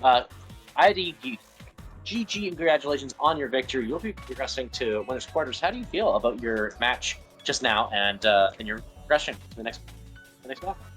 I think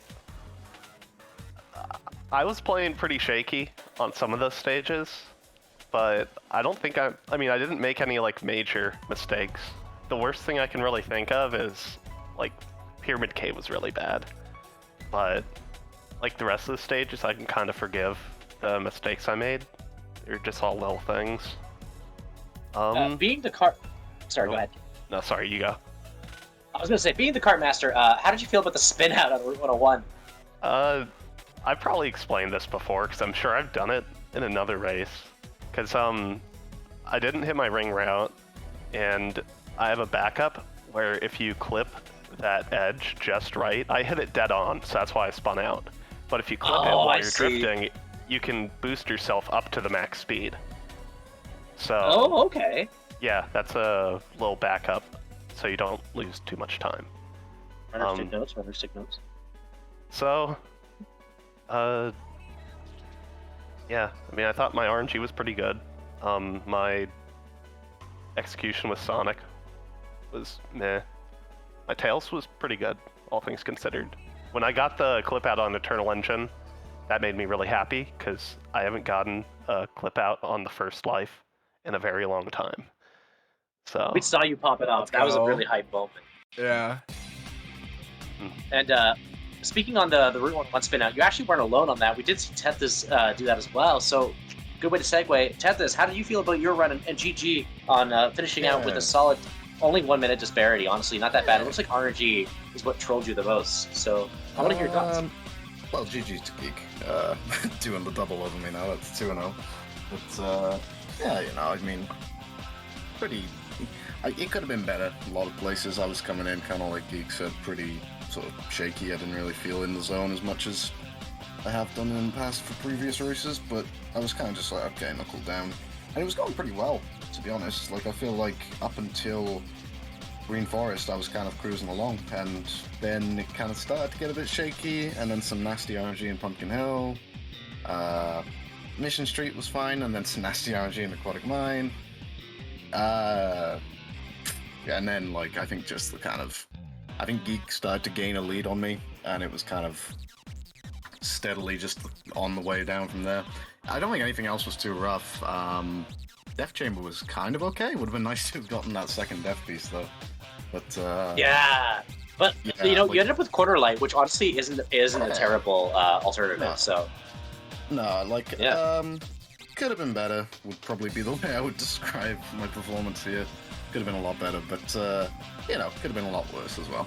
It was one of those. But, yeah, and all things considered, can't complain, Decent showing. And also, I mean, we're going up against a great runner in Geek, so I know how long have you been sort of, obviously I know you were around for the last HST, but you've been sort of back on the practice for this tournament, right? Yeah, I've been playing the past couple weeks, so Cool. I hadn't played since like I did a Pumpkin Hill Centurion on Halloween, and then let's go. I started again a couple weeks ago because I signed up for the tournament. So just steadily working my way back up. Yeah, cool. Yeah, I'd like to see that. But yeah, in terms of the race overall, I'd probably say probably could have done better, but I mean, hey, let's get this losers round going, We got 50 on the way. Still, yes, I still have a little bracket. Yeah, and again, I will say that this, honestly, if it wasn't for the RNG, you guys would have had a very similar time coming out here at the end. So, yeah, don't blame your execution too much. I think I saw Sound Defense say it was only about something like 13 seconds between two of us in the end, but like, yeah, it didn't do great for the headspace getting that Pumpkin Hill, Aquatic Mine, and Meteor Head, but there you go. Yeah. Absolutely, I can understand that. Just par for the course. Yeah. Watched my match against Aura last night. I had to lean back and just keep my feet up at one point to not get mad at myself. You know, it happens sometimes. You know, so honestly though, yeah, y'all did a really good showing. Y'all kept the match really exciting throughout, especially halfway through. So GG to both of you guys. Let's see. We talked earlier. Let's do a little reminder about who you guys are going to be going up against. I believe Geek, you're going up against Soup now. Myself, yes. Yeah, I guess so. Yeah, another so- rematch, actually. Yeah. Yeah. While we have you here, Weird. Soup, how are you feeling about that? Glad I get to get the rematch in. I mean, I'm like a lot. I mean, I'm better than when I was in like at that point in 2022. So maybe I can make it closer. Like I've got my PB a lot closer to Geek. So we'll see. Alright, that's good. Geek, how are you feeling about that matchup?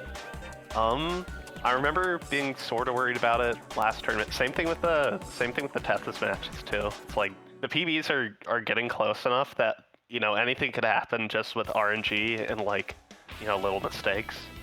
Yeah. So I don't know. I guess I'm excited, but I think my mindset going into these races is I'm trying to get 24s. If I can hit 24s and if I lose, then fair enough. I got outplayed. Yeah. Yeah. Yeah. So yeah, I'm pretty excited. On that note, too, as I keep bringing up my match against Aura, I would have had to have PB by over a minute to beat him. So that's kind of the same thing too. You have to play out of your mind sometimes when you're going up against someone who's got like a probably a better board time or just more skill than you, whatever it might be, right? So it's honestly seeing you react to the small mistakes you made throughout the run and just still having a good time, smiling, laughing them off, just give it a thumbs down, but still jamming out to your music. That's the vibe that I try to emulate, and then I hope that all runners can try to emulate when they make mistakes in tournaments. So it's really easy to get down on yourself, but to just laugh it off and move on. That's the kind of spirit we want to see. Yeah, just wanted to give you a shout out for that. Thank you.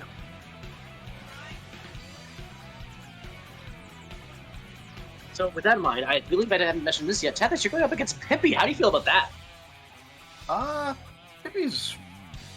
well, I mean, I'd like to say I'd feel a bit confident going into that one. With all due respect to Pippi, I feel, like I said, I kind of want to bounce back from this with a strong performance down there in losers, so if he's the first up, we'll see how that goes, but he's a good runner. Gentle. Definitely a very good runner. Gentle. And, what's up? Wait. Oh, I'm still on the wrong mic. I'm so sorry. I had no clue. I muted my mic. Talking to the dog. Yeah. Oh, I see. Yeah, Pippi's a strong runner though, so not gonna underestimate, not gonna do anything of the sort. But I'll fancy myself. I think I'll give it my best, and I'll try and look forward just to that match then. I guess. Yeah. But sadly, I don't have much to say. I'm sorry, but yeah, good match, and it'll be fun. I'm sure. Pippi's a cool guy. Yeah, of course. Yeah, no, it should be good. And yeah, also, I mean, after that, I mean, looking forward to that. It'll be a tough losers run for you, Tethys, if you really want to break down the losers run a bit. Winner of Zane versus Nug is next on that list, and then also after that, the loser of Aura versus Deku. That's gonna happen later on tonight. It's a tough run. Oh god. I feel like that's this is the thing when you get like a pretty top-heavy tournament. I feel like that match against Aura or Deku is probably the finish line. Well, the goal at the moment for me. If I can get there, I'll be very happy. If I can get to Nug or Zane, I'd like to go up against Nug because we faced off against each other a couple of HSTs back, and he actually did get the win over me, so I wasn't able to do it against Geek. Maybe I can get the revenge win against Nug.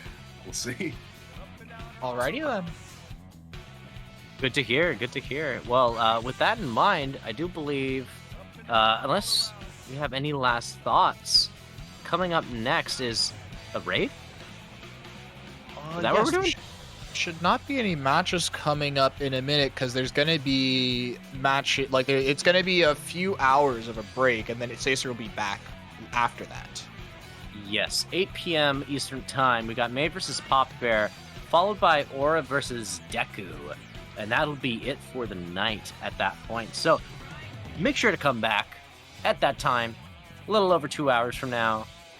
Be sure to stick around. Any final thoughts from the runners? GG and good luck to Geek and Soup. Thank you. Good game, Tathis. It was a lot of Yeah, fun. good game. And Good good luck game. on your losers run. I'll give it my best. I'll give it my best shot. You got a rematch. Yeah, third time this charm. We'll see. Wait for the spring qualifier, maybe. Oh, I think we got a muted Liam again. No, I'm right here. I apologize for the funny mic moment. Hopefully the quality sounds better now. Unfortunate I couldn't have it throughout the commentary, but here we are. Sounding good. But yeah, I think we're probably signing off now, right? I believe so, yeah. There's not really much else to say. So, yeah, no, again, 8 p.m. Eastern Time. We'll see you guys later. Alright, thanks, gamers. All right. Thank you, gamers.